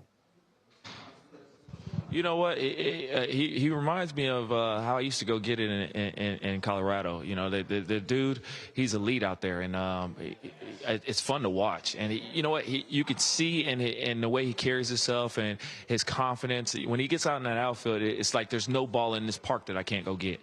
What do you want to see from Dansby Swanson as he enters year 3 in Chicago? I want to see Dansby be Dansby. I want him to I want to see him going back to, you know, just you know, being in those big situations, being Dansby, and he relishes in those situations. And you know, obviously you're gonna have your ups and downs, but Dansby's a leader out there, and they rely on him as well. Shota Imanaga is the opening day starter. He had a rating of 85, according to MLB The Show. I don't love that. You know, you think it's a little too low? I think it's too low. I think it's too low. I think Shota is. I mean, this is his second year, and I think he's gonna have a big one. I think he's gonna be in the Cy Young talks as he was last year. But I think 85 is low. All right. Well, when you look at Imanaga and the rest of the Cubs rotation, what do you think? It's going to rely on Imanaga and Justin Steele. Justin Steele, Cage, you know, he needs to stay healthy. I think if the pitching staff stays healthy, they're going to be right up there in the NL Central leaders. Well, Dexter, we appreciate your insight. Enjoy the rest of the offseason, man, and talk to you soon. Thank you. Thank you, guys. That's the former Chicago Cub, Dexter Fowler. All right, so take a look at once again, the Chicago Cubs, their ranking. Kyle Tucker, acquired via trade. He's the top-rated Chicago Cub at 93. We got Seiya Suzuki and Justin Steele at 86, along with Dansby Swanson. And, Kate, there's already some pushback about Shota Imanaga being ranked at 85 in his offline ratings. First, before you answer, just to clear up any confusion, I see that some of you in the chat are saying that Dexter Fowler's living room is clean. And yes, that room was very clean, but he's also coming from the same room where we interviewed Jimmy Rollins and Nick Swisher. Are you guys under the impression that they all live together, like some sort of Full House, 3 men and a baby situation? No, they were at the MLBPA's house in Arizona. So just to clear that up, they don't all live together. But Shota Imanaga, some people wondered, hey, maybe he's a little too low. Yeah, I was curious about that as well. I also think Justin Steele is a little bit low. So maybe they're putting the Cubs pitchers a little bit low in general. But I think with Shota, obviously this year they're going to expect a lot from him alongside Justin Steele. But 85, I mean, if we want to bring in Rory and ask him, Yeah, go ahead. Let's Rory, do if it. you want to come in. And how was Shota's rating for 85? I guess with both of those players, both very similar archetypes as pitchers, which they pitch really well. They work good innings. ERA is always low. Yep. They do not walk players, which is huge for them. Where the overall rankings come in and things get a little bit thrown off, where like our perception of an ERA and what an overall could be gets thrown off, is what matters with limiting hits and striking batters out, where they both do well at both of those aspects, but that's just where their overall gets brought down. But we will see this year, if they do pitch better, their overalls are going to get better with roster updates. So we're always looking for that and always looking to see them improve. So if they add on a few more strikeouts every extra start, you're going to see that overall maybe getting up to the 90s. Cool. Rory, who was another player, maybe it was Shota Imanaga as well, that you found it was the toughest rating decision here for the Chicago Cubs? Is there one or two players that come to mind? That's a very good question. For me, Kyle Tucker at 93 overall, like, even that feels a little bit low just based off what he did last year. 180 WRC plus in just 78 games. So the injury limited him. We would see what could have happened in a full season. But I'm a big Kyle Tucker fan. Yeah. So for me, I could see him being in the top 10, maybe even top 5 hitter conversation. And he does everything super well too. Like, he steals bases at a great rate while not tracking as one of the faster runners, which is super interesting to me. And then also plays a solid defensive right field. So, I mean, for him, I could see someday being a 99 overall. If he matches this year what he was doing last year when healthy, the sky's the limit. Oh, absolutely. When you look at what Juan Soto got in the offseason, 765, Kyle Tucker, not as dominant of a hitter as Soto, but he's a better fielder. He's a better base runner. So I'm interested to see what his number looks like as he enters his walk year of free agency. Another exciting team that is going to be worth watching, the Cincinnati Reds. Check this out. Oh, yeah. Got a little gift for you from MLB The Show.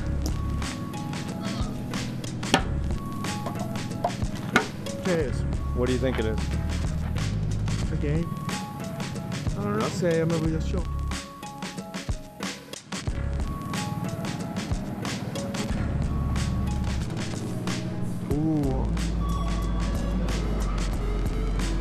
Yeah, made la foto ahí. That's nice. I love Diamond Club. It's pretty nice. The base happy. It's heavy. Thank you, MLB The Show, for the present. I love it. Peace.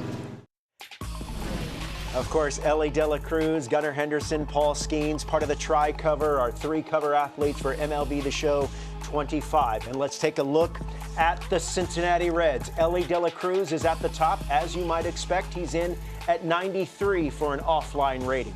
Hunter Green has an offline rating of 83. Nick Martinez, a versatile starter, can be used out of the bullpen if you so choose. He's at 80. Rhett Lauder and Tyler Stevenson is rounding out the list. Ellie De La Cruz has a chance to be the face of Major League Baseball. His skills, his tools are off the chart. And the thing that I love, you take a look at his ratings here, the arm, 99, the speed, also 99, part of that 93 overall. I love his personality. I mean, you can tell that he loves the spotlight, and he takes responsibility for being one of those future stars of the game. Yeah, it's difficult to find a more dynamic player in the sport right now other than Ellie De La Cruz. As we've mentioned, his 30 feet per second sprint speed is off the charts, 67 stolen bases. The one downside, which I'm looking forward to seeing him improve upon this year, is his high strikeout rate. But I think if he gets that down, he could be someone that puts the ball in play because his speed is so fast, he can beat out anything to the left side of the infield. So yeah, I mean, he looks like a wing player for an NBA team. Benny SDS in the chat says Matt McClain revenge season. Oh, remember, okay. they did not have Matt McClain. Did the Cincinnati Reds. I think his return could be big. And also, you got Terry Francona as the manager. He did not come out of retirement if he did not think that this Cincinnati Reds team could win and win now. Yeah, absolutely. And then even I'm really excited to see Hunter Green again this year. I know he struggled a little bit when he started, but 2024 got his first All-Star nod. Again, 83 pitching clutch. He took some big steps last year. Big steps forward.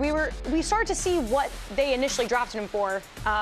From a swing and miss standpoint, there have been few guys in baseball as effective as Hunter Green. So he's going to be at the top of that rotation. And I'm excited about you mentioned the Reds. You have them at the top of the Central, potentially. Yeah, I mean, look, last year there were a couple of surprise teams. Yes. The Cleveland Guardians and the Detroit Tigers. I don't think anyone picked the Guardians to win the division last year. I think the Cincinnati Reds and the National League Central have a chance to maybe make a run, which I think that division is wide open. Yep. So we're going to talk about the Pittsburgh Pirates a little bit later, but let's bring back Rory McCann for more on the Cincinnati Reds. Where do you want to go here? I mean, obviously we could go Ellie De La Cruz, but what direction do you want to go here, Rory? I mean, I could talk about Ellie De La Cruz all day.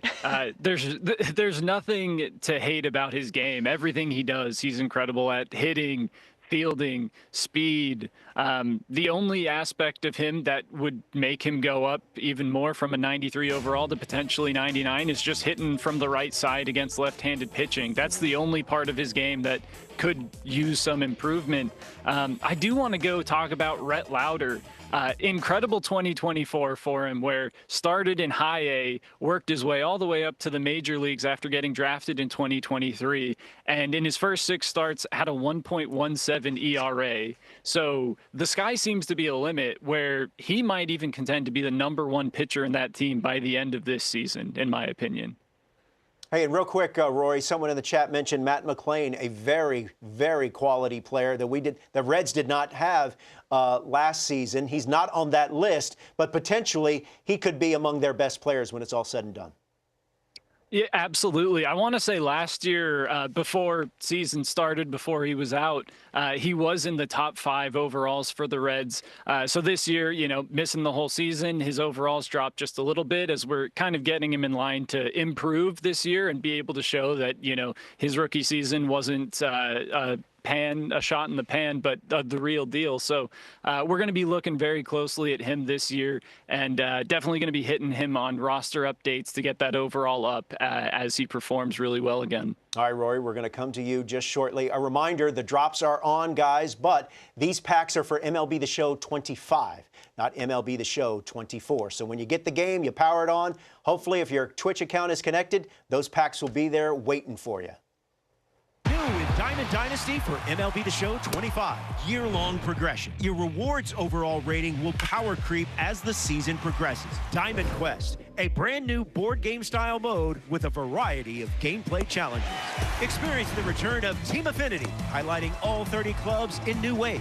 Introducing Weekend Classic, the new home for the most competitive games. Play all of this and more in MLB The Show 25. All right, for more on Diamond Dynasty, let's say hello to Kayla Harris. She is the senior system game designer at PlayStation San Diego studio, and she joins us now. Kayla, we talked about, we just heard that little montage there, Diamond Dynasty. Give us some new features that people should know about upcoming in MLB The Show 25 Diamond Dynasty. Thank you, Robert. So this year in Diamond Dynasty, we have 2 new feature modes, one being Weekend Classic and the other one being Diamond Quest. Now, you mentioned Diamond Quest. What should we know about that? We saw just a brief snippet of it there in the montage going into this, but what else should we know about Diamond Quest? Well, Diamond Quest is a new repeatable single-player game mode where you use your Diamond Dynasty team. So this is not a draft mode. You use your Diamond Dynasty team, and you're going to take on moments, mini bosses, 3-inning games, and really you're going to explore this massive game board in order to earn the best top-tier rewards that are exclusive to Diamond Quest. Hey, So, real quick, I want to circle back to the Weekend League. Tell us more about that. It sounds like a really intriguing feature that players are going to love. So the Weekend Classic is a time-limited game mode. Basically, what players have to do, they have to play all during the ranked season and increase their rating. So if you play during the ranked seasons, you'll be able to start either from the Bronze League or to go all the way up to the Immortal Division. And the higher you get your rating throughout the ranked season, the better rewards you'll be able to obtain depending on what division that you are in. So definitely play during the ranked season, but if for some reason you can't play for the entire ranked season, don't worry about it. Everyone that logs on to play Diamond Dynasty does qualify for the weekend classic. So if you don't worry about it, if you can't log in for a few weeks and you want to still jump in and play for the best, most exclusive rewards to all of Diamond Dynasty, please jump into the weekend classic. I love that. I think players are really, really going to enjoy this new feature. Kayla Harris, Senior System Game Designer at PlayStation's San Diego studio. Kayla, thanks for the time, and we appreciate it. Thank you so much.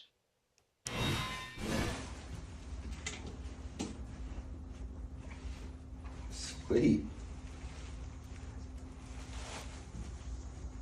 Very cool.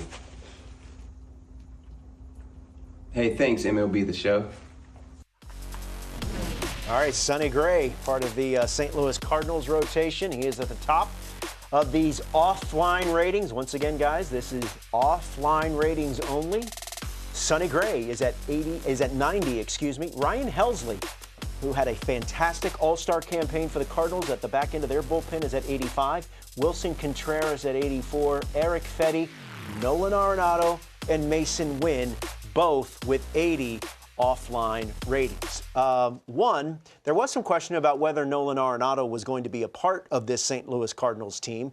As of now, he is. The other, Wilson Contreras, goes from behind the plate to first base. What are you expecting from Wilson Contreras? I mean, he's coming off such a strong offensive season. I'm really excited about him this year. So I mean, we're looking at right now, power versus left-hand pitcher 75, contact versus left-hand pitcher 80.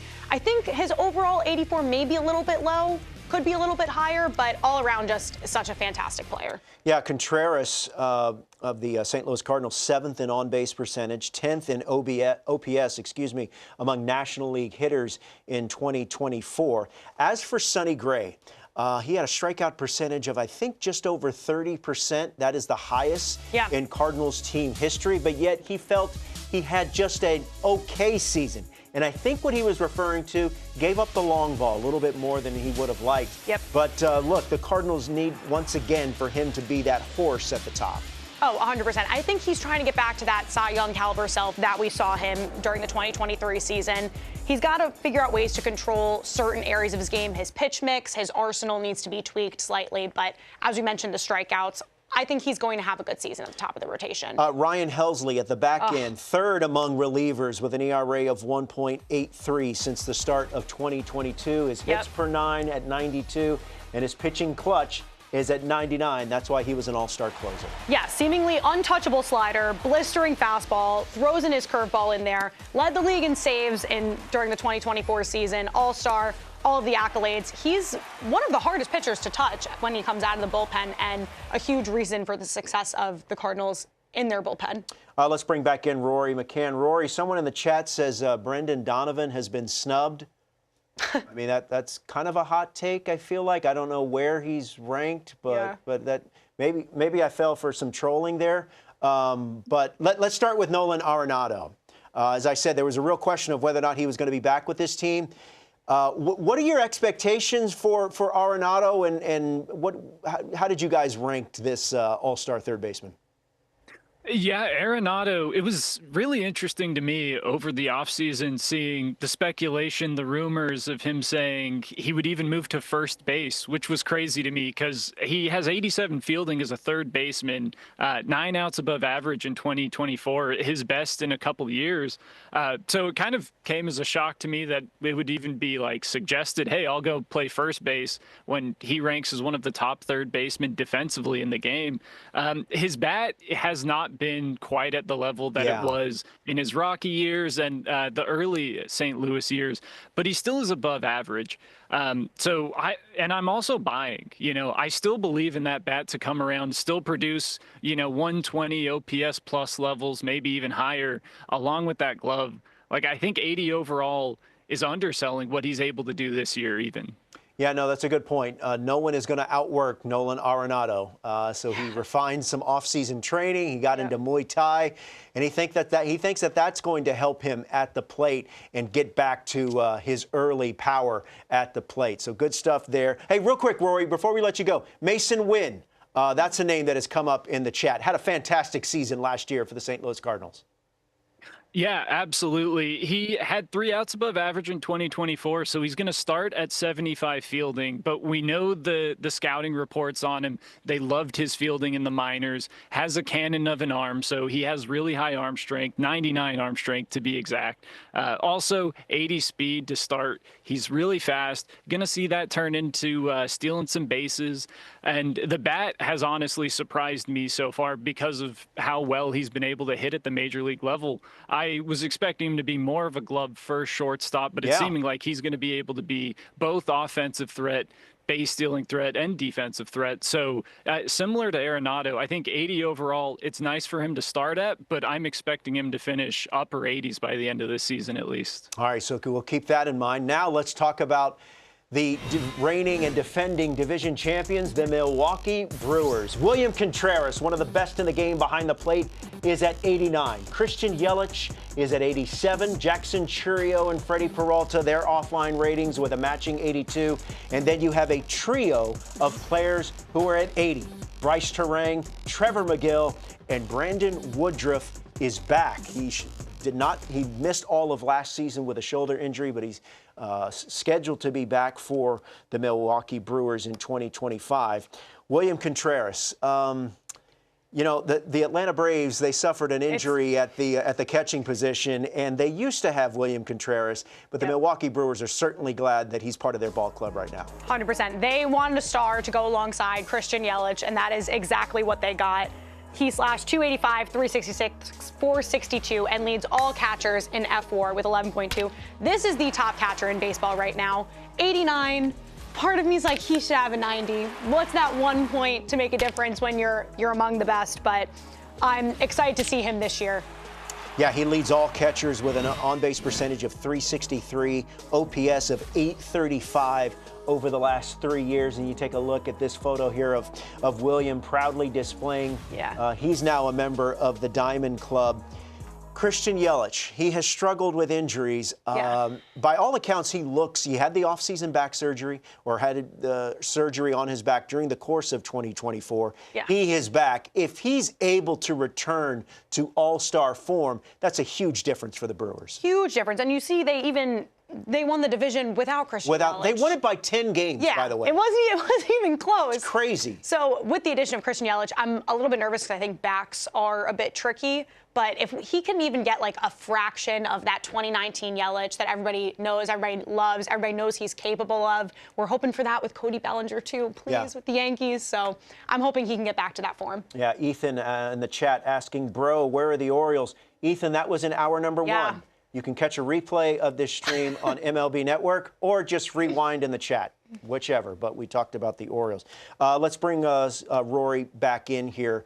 Rory, we talked about Christian Yelich, and how difficult has his rating been because of all the injuries? How does that factor in? It definitely factors in. We know how great he is just from his early years with the Brewers, where MVP caliber numbers back-to-back seasons, won the MVP even one of the years. So we know that the pedigree is already there, the hitting ability's there. So we are weighting him and, rating him in a way where we're going to give a lot of value to his hitting. We believe in him fully. The power numbers, maybe it won't be at the same level of hitting 30-plus homers each season the way that he did in those MVP caliber years, but he's still good for at least 20 home runs.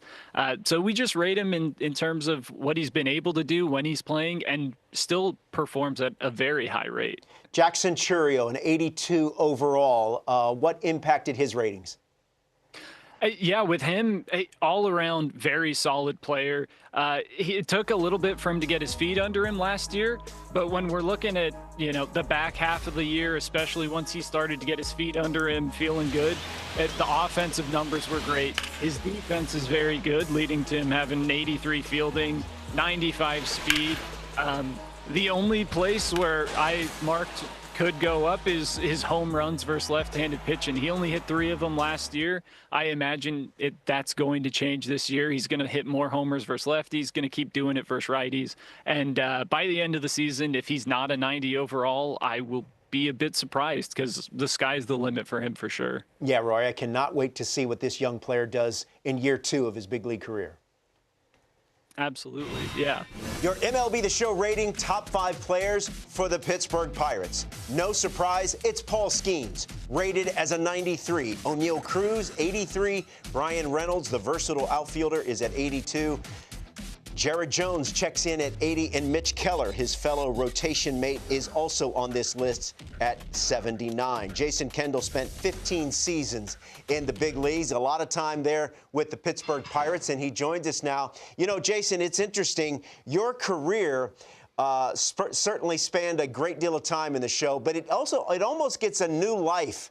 Thanks to this game, MLB The Show, your career is getting exposed to a whole new generation because your card is one of the more popular cards to use throughout the game.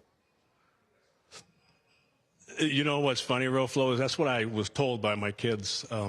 They said that I was pretty good in the game, but it's so cool because my kids can see that. They can play it coming up, and the younger generation, it's great for those guys. I mean, I grew up in the game, just loving baseball. My dad played in the big league, so I knew everybody from the time he played, the time I was old enough to remember. So it's good for the the younger generation now to look back and see some players and then go back and look at their stats and see what they did. It's actually pretty cool. Actually is. I urge people to check out all the virtual players that are former big leaguers and the former Negro leaguers, and just to check out who they are and what their resumes are online. Hey, let me ask you about Paul Skeens, Jason. How soon is how soon is too soon for Skeens to be named the best pitcher in Major League Baseball? I don't think it's too soon at all. I think he is, even with not a full year in. Obviously, Rookie of the Year, but he is that good. Now he has to be there and stick around and the longevity thing. But right now, if I was to start a starting pitcher in a big game, it would be him. I think he's that legit. As someone that spent a lot of time behind the dish, what is that 1 or 2 last things that a young pitcher with amazing talent has to learn at the big league level? I think what people forget is he does have that electric stuff, but you're also throwing to hitters that have eye-hand coordination. Like I guess the best way I've always explained it was like fighter jets. Their eye-hand coordination is that good, and if you see a same pitch a couple times, they're going to get it. So I think just kind of mixing and matching and going over scouting reports, seeing obviously more so I guess in the Central, the guys that he faces. Several times a year, what they did in certain counts, because those guys, listen, they're smart and they're good, and they'll start looking for pitches. So if you got somebody out on a 2-1 pitch a month ago, and then you play them, in their ballpark, and they're going to be sitting on that 2-1 pitch. So it's now a learning phase for him, and hopefully the catchers over there will do that. But the learning phase is making those adjustments as the hitters are. And once that happens, then he's going to be just fine because his stuff is dominating. I mean, he's dominant. He's as dominant as they get, as I've seen in the big leagues. What are your expectations for Jared Jones, also in that Pirates rotation?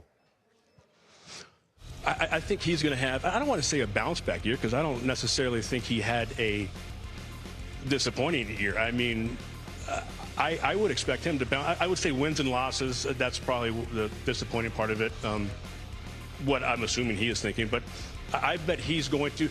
The thing that Skeens brings to this rotation is it's competition. I mean, you got your 5 starters, but it's competition. Everybody wants to outdo everybody else, whether they say that or they don't. That's just the game of baseball. But I think it's going to be people pushing people, and I would be surprised if the Pirates are not in a pennant race come September. What do you think of Joey Bart behind the plate? Can he be the answer for the Pirates? I think he can. I think I don't know. It depends on if they have that special person to go as far as a backup. I know they have 2 young kids over there that are going to be right there with him. It depends on if they want him to be there every day. How many games he's going to catch a week? Is he going to catch 5, 6? Is he going to platoon with Henry Davis or Indy? I don't know. They got some decisions to make, but the fact that he's an older, veteran player, and the things that I was talking about Paul Skeens earlier is Bard's perfect for that role because he has been there and he's done that, and he can take Skeens to another level and help him out and help him develop into, I believe, what everybody thinks he's going to be, which is one of the best pitchers in the last 20 years. Well, PNC Park is a beautiful facility, and there's a lot of great baseball fans in Pittsburgh. I'd love to see the Pirates deep in a pennant race, in a playoff chase, so that'd be a lot of fun. Jason, thanks for spending a little time with us, man. Thanks for the insight. Roflo, take care. All right, as you take a look here, once again, the top ratings for the Pittsburgh Pirates, once again, offline ratings. Paul Skeens is at 93, O'Neal Cruz 83, Brian Reynolds 82, Jared Jones 80, and Mitch Keller at 79. This team has a rotation that can make a deep run. The question is, do they have enough offense? O'Neal Cruz, if he can take a couple of steps offensively as he transitions from shortstop to center field, that could be a huge difference. Yeah, he's so young, and we have so much hope and promise for him, but he's one of those similar players where he has speed, obviously he's consistent, and we're just looking for that power, I think, aspect from him. And defensively, hopefully the move to center field, he'll be a little bit better there. He ranked 3rd in average exit velo last year at just under 96 miles per hour in 2024. Let's bring Rory back in. Rory, we've had some people in the chat mention that they think O'Neal Cruz, excuse me, a little too low at 83. You say what?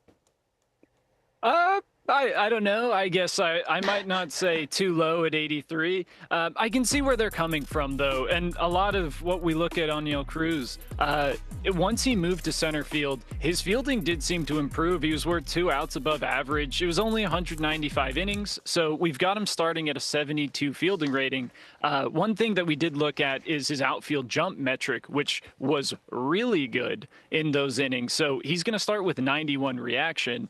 So defensively, looking like he might be very sound. The only thing that we're now going to be looking for on him is going to be hitting home runs. So everybody thinks power is exit velocity. And in general, in real life, yes, that holds up. But when we're talking about MLB The Show ratings, our power ratings are coming from how many home runs you hit. So he can have 120 exit velocity base hits. It won't impact his power rating. So as he hits more home runs, I would imagine we're going to see him hit maybe 30 home runs. If he cuts down on strikeouts, really solidifies his bat this year, maybe even 40 home runs, and then you'll see him at that 90 overall, maybe even higher by the end of the year. Well, as I said to Jason Kendall, I would love to see the Pittsburgh Pirates make a run. It's a great ballpark, a lot of great fans, and some young talent there in Pittsburgh. All right, Rory, stand by. We got more. Now we go to America's team, the Houston Astros.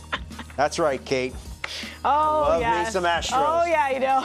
Yordan Alvarez is at the top at 92. Christian Walker, who signs via free agency, is second, along with Jose Altuve at 88. Yainer Diaz, one of the promising young catchers in the league, is at 85, along with Framber Valdez. For the first time in almost a decade, Kate, the Astros have faced the most uncertainty they've had. There's a lot. They've been able to withstand the losses of Garrett Cole, George Springer, Carlos Correa, but now you add Alex Bregman and Kyle Tucker to that list of players no longer there. What are your expectations for the Astros in 25? Yeah, I mean, they made a decent amount of additions to that team. Like, I think Christian Walker is still one of the more underrated players in Major League Baseball. I know he's dealing with some injuries right now in spring training. Hopefully it's just a precautionary issue, but he's a veteran third baseman. He's a perennial Gold Glover. He is a great two-way player as he has world-class defense and pairs that with power offensively. So I'm excited about Christian Walker for the Houston Astros.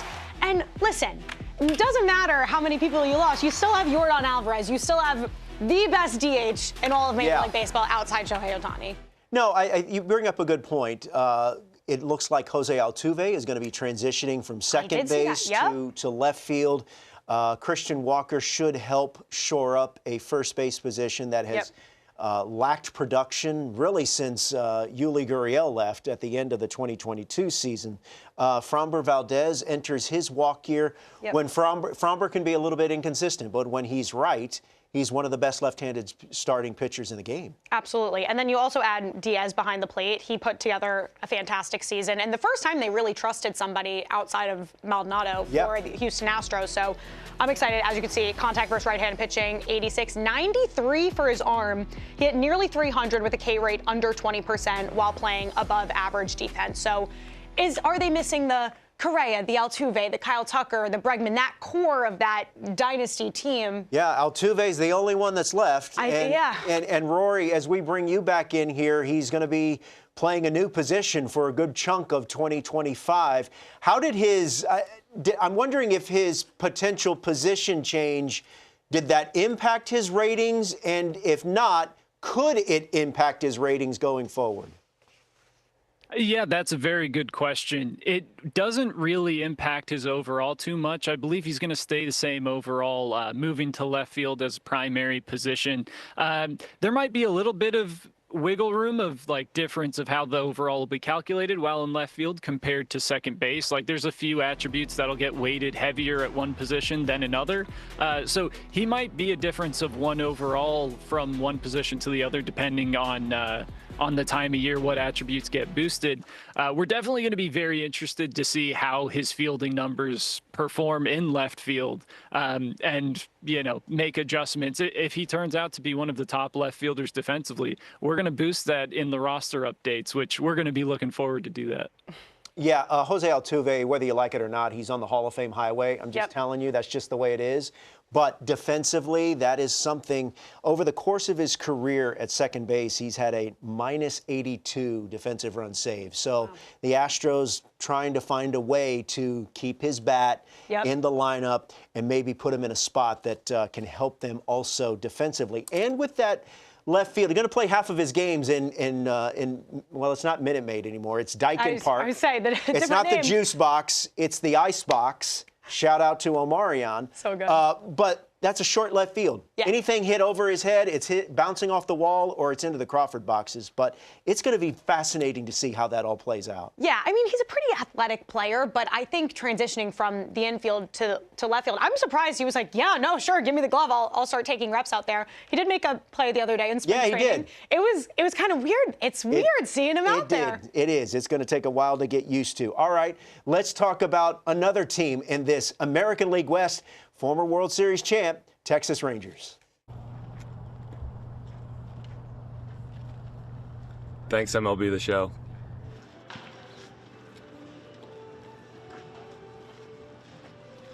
Not bad, not bad.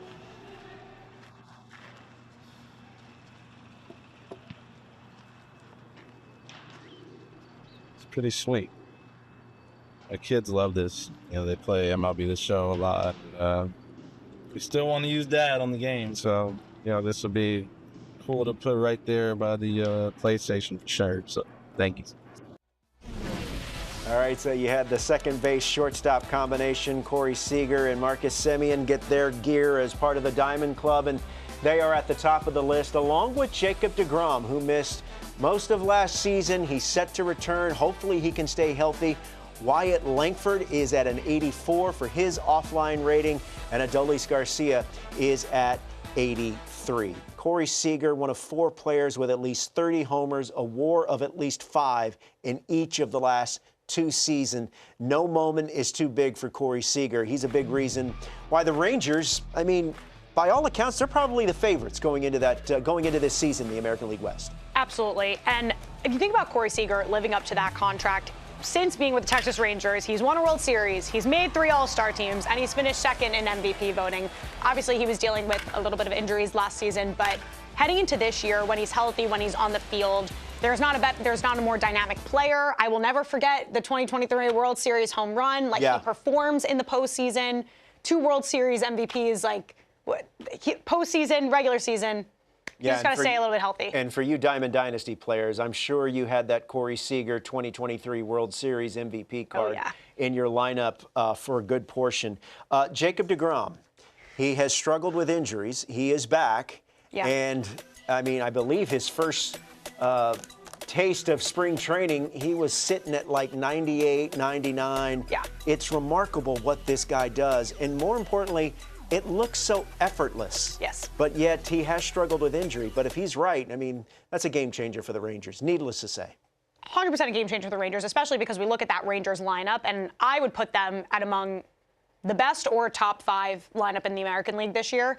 And with Jacob deGrom, now we're entering, the later stages of his career. He's looking at a Hall of Fame trajectory, potentially if he can give us 3-ish more seasons of consistent time on the field. But I'm hoping for a decent amount of starts. Again, he looks to be in mid-season form in spring training, but those type of injuries, they're difficult to come by. I mean, look, he has struggled with injuries, and you know that the Rangers are going to be very careful with him. He leads the majors with an ERA of 2.07 since the start of 2018. Yeah. Rory, how did deGrom's injury history? He comes in at an 88 overall. There's some people that agree with that. Some think it's a little bit too high. Where are you in deGrom's rating? It's tough with deGrom. It's really tough. I'll be honest, because there isn't much innings to actually work off. Even the last 3 years, the injuries just keep piling up. And I mentioned it about Byron Buxton. It's the same thing with deGrom, where baseball fans kind of just feel robbed. Like we're not able to watch arguably maybe one of the best pitchers of all time because just hasn't been able to be healthy. If I had to say off my head, what overall should deGrom be? 99. We obviously can't give him 99 because he just hasn't been able to pitch, but we are putting him, in a spot where if he's able to pitch this season, he will be successful and we can boost his overall with roster updates. But it's a tricky spot to be in with him. Not really sure where we can put him just because there's not much to really go off of other than 4 or 5 years ago. Real quick, Rory, Dantastic in the chat thinks that Wyatt Langford is too low. What was your reasoning for his rating?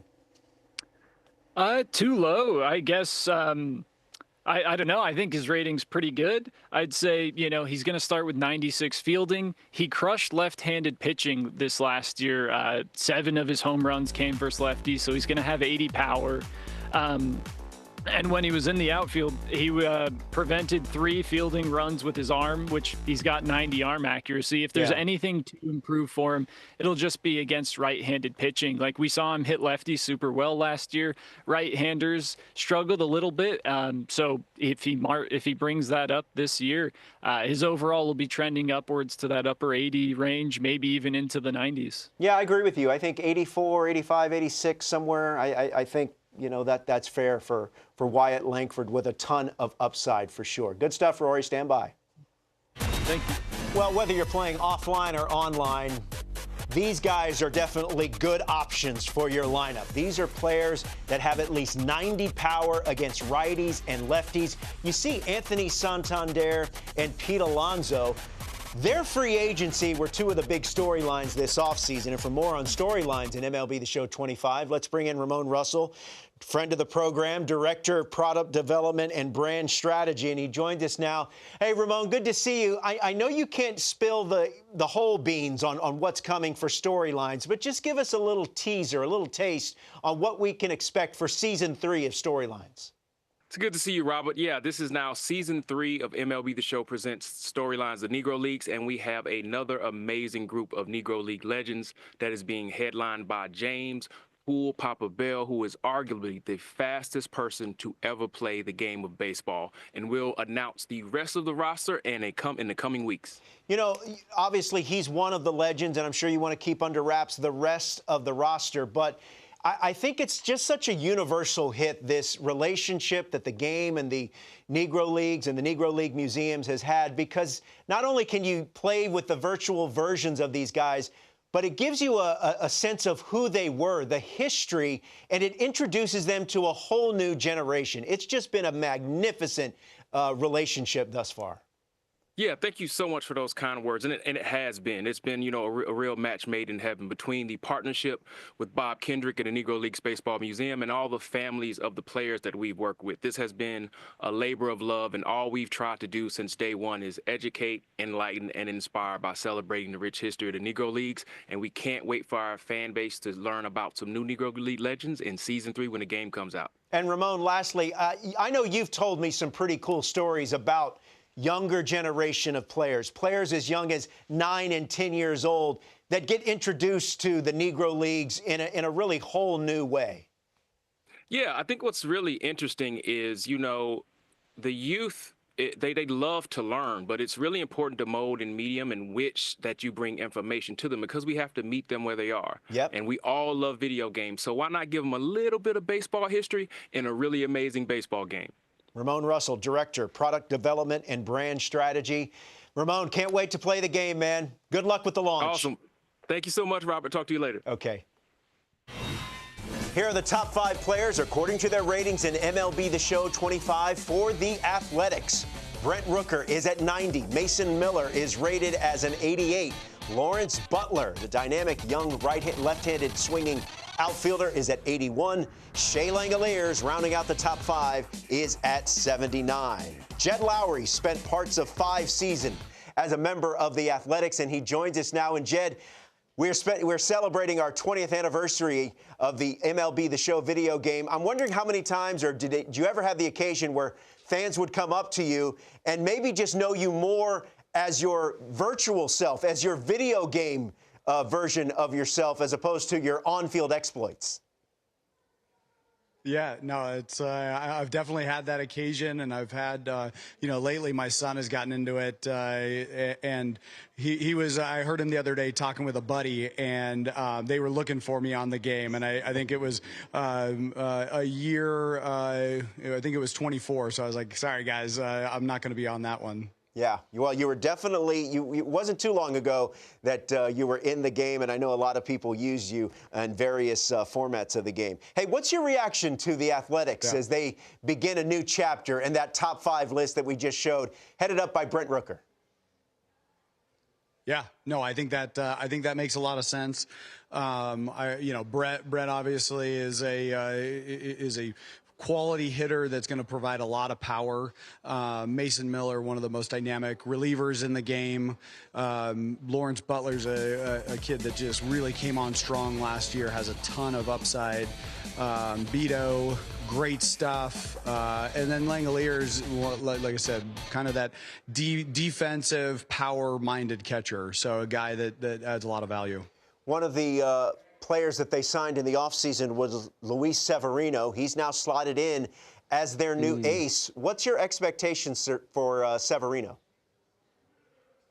Yeah, I mean, you kind of said it, be the ace, right? Be the stabilizer in that rotation. There's some younger guys. They've got a little experience in the rotation now, but I think, bringing in him to be the ace, be that stabilizer, that would be my expectations for a guy like Luis Severino. Brent Rooker is a bit of a late bloomer. He gets the long-term extension to stay with the Athletics. What are your expectations for him?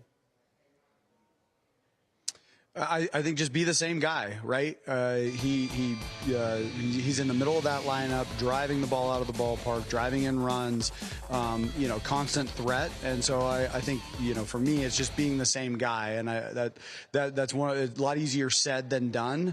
But I don't think he needs to do more than what he's done in the past. Just be that same guy.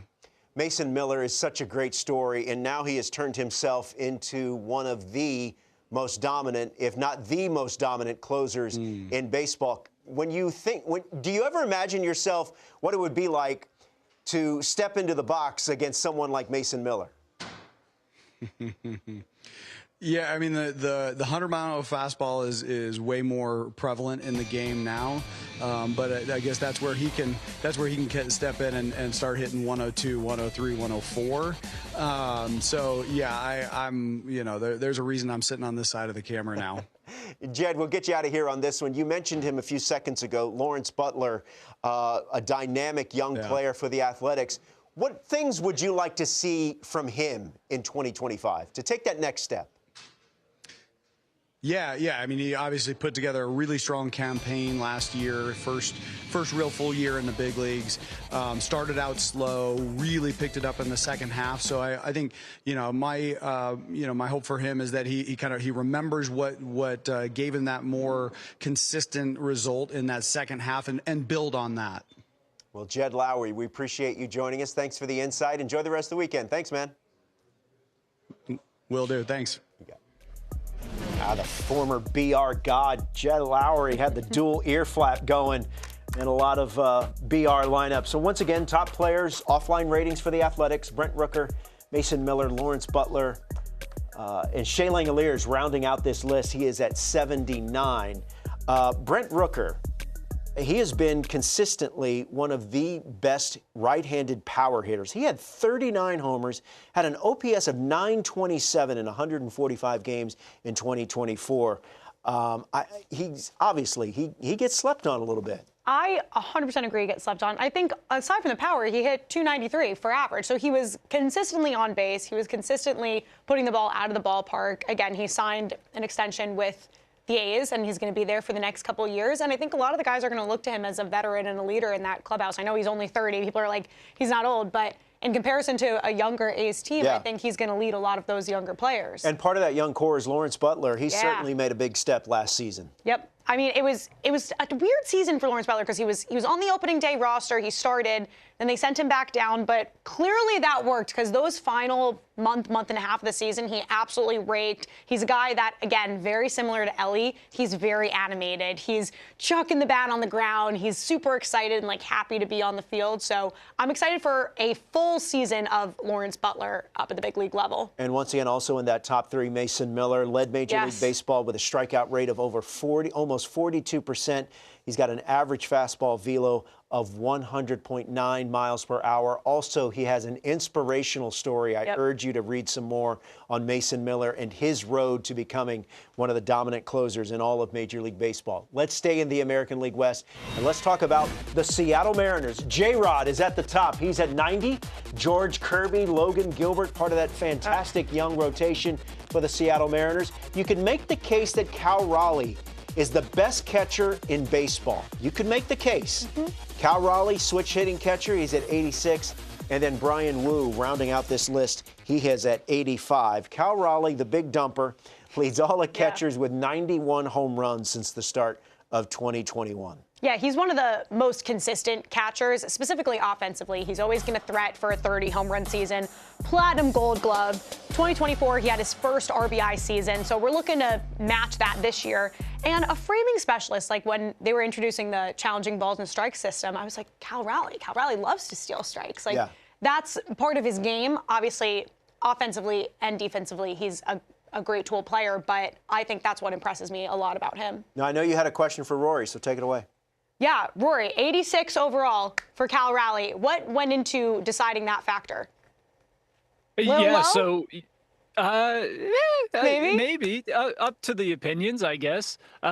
We haven't rated great catcher. He was 98th percentile in pitch framing, so he's going to come in with 90 fielding rating. As mentioned, big home runs, so the power is both good on versus right, versus left.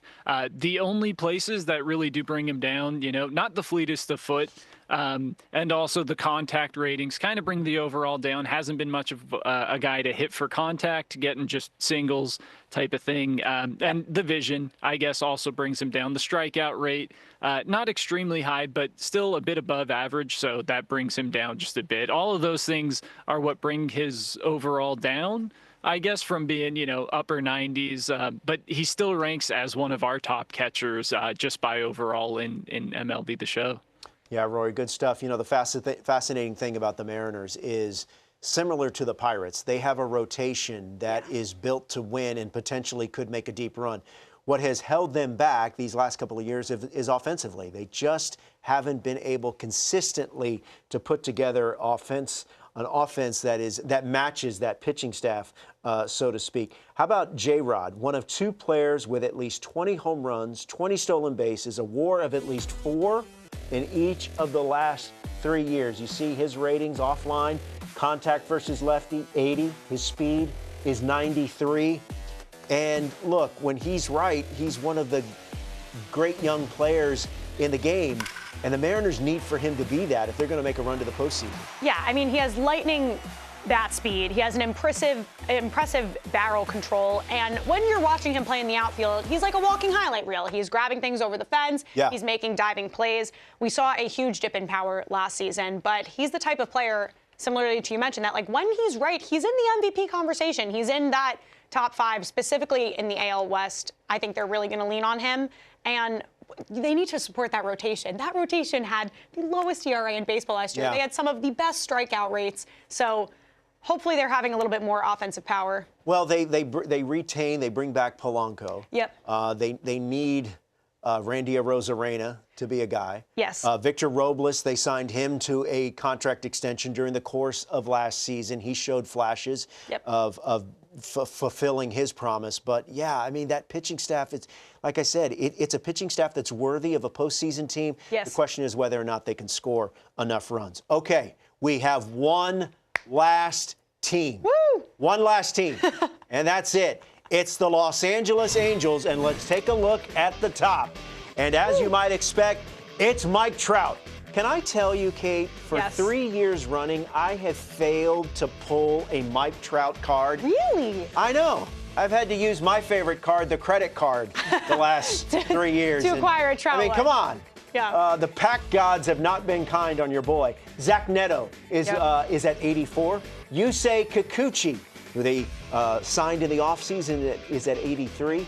And then a couple of 80s in Taylor Ward and Jose Soriano. So Mike Trout is at 96. Yep. When he's playing and when he's healthy, he's one of the greatest players of all time. But, man, it has been rough for him from a health perspective the past couple of seasons. From a health perspective, absolutely. But, I mean, you talk about that decade where he was literally running baseball consistently in the MVP conversation. It was actually pretty promising, though. He came out in spring training and said, you know, when I'm out there, when I'm back on the field, I still believe that I'm the best player, which we're all praying for 120-game season of Mike Trout this year. Anything. I think they'll take anything after the injuries that he's suffered. Yeah, he's going from center field, going to go to right field. He did mention he'll see a little bit of time in right field, but clearly the Angels are looking for any ways that they can to keep him on the field. Let's check in with Rory one more time. Mike Trout, some people in the chat surprised that he got that 96 rating. Where are you? How did you come up with that rating for Mike Trout? Yeah, I want to say this might be the first year he's not a 99 overall, which it's tough to say about Mike Trout, you know, one of the best players of all time. When we look at him the last 3 years, still has 156 WRC plus. Obviously, there is the asterisk to it. It's like when he played, but when he still plays, he's still one of the best hitters that baseball has that we've ever seen, while also playing still solid defense in the outfield. He still runs well. All of those things just come together where it makes him a high overall player. And I don't know, I think we'd all agree that if Mike Trout's healthy, he is one of the best players still, and it makes the Angels a much better team. Yeah, the Angels do have an interesting young core. Neto, Shenuel at first base. Would love to see some more power from him. But also behind the plate, Logan O'Hoppe. BAFL 99 says O'Hoppe is too low, a little bit disrespected. Where are you on Logan Hoppe's rating? I'm actually right there on the Logan O'Hoppe hype train. I love him. Yeah, me too. He's just right off of this list. I think he might be 6th or 7th highest on the Angels. But yeah, he showed really great performance last year. Solid behind the backstop at catcher. Also incredible bat. I think, you know, it's just the beginning for him. I expect a lot of good stuff from him this season and each year moving forward, and going to be a big part of the Angels core that, you know, they're going to crush left-handed pitching this year. They got a bunch of righties, and that offense honestly looks really good on paper to me. Yeah, and don't forget, I believe they have the BR god Jorge Soler on their squad. So definitely some right-handed thump. Hey, Roy, this has been a lot of fun, man. Thanks for sticking with us throughout the course of the stream and answering questions from myself and Kate, and, of course, the questions from the chat. So we appreciate it, man. Yeah, thank you both. I appreciate it. A lot of hard work went into getting this roster together. There's a lot of people, got to give shout outs to on the roster crew, artists, engineers, everybody. So much great work's gone into this game, and we're really proud to put it out. We're really excited for people to get their hands on it, play with the roster, and bring their favorite team to the World Series championship. All right, Rory, we appreciate the time, man. Good luck with the launch, okay? All right, thank you. Have a good one. All right, you got it. So as part of MLB The Show 25, some history. For the first time in the history of the game, there are 3 cover athletes. Yep. Ellie De La Cruz, Gunnar Henderson, and Paul Skeens. So let me ask you, Kate Maniscalco. Yes. Of these 3 players, who do you think is going to have the better season? I have all of the confidence in the world that Paul Skeens is going to come out. His second season, he's going to win the Cy Young. You know what? That's my pick. That was too. your opinion as well? That's my pick, too. He added 2 more pitches to his mix. Now he's throwing 8 different pitches. That should be illegal. That should not be allowed in Major League Baseball, but he already looks fantastic, and we're going to see a full season out of him this year. Yeah, a 99 sinker break for Paul Skeens. You know the velo is there. And that's not to say we both have, and everyone should have high expectations for both Ellie De La Cruz and Gunnar Henderson. Look, Gunnar Henderson was in the MVP conversation for much of last season. So it would not surprise me if he has that for an encore. As far as Ellie De La Cruz, let's see him take those next couple of steps to hopefully superstardom. Absolutely, completely agree. All right, Kate, this has been a lot of fun. Thanks so for much sticking fun. around. Yes, thanks for having me. Kate Maniscalco, be sure to find her on Instagram at AskKate. That's Kate with an I. Reminder, early access March 14th, full release March 18th. I'm going to be streaming on launch night. You can find my streams, twitch.tv/RealRowFlow. For everyone at Sony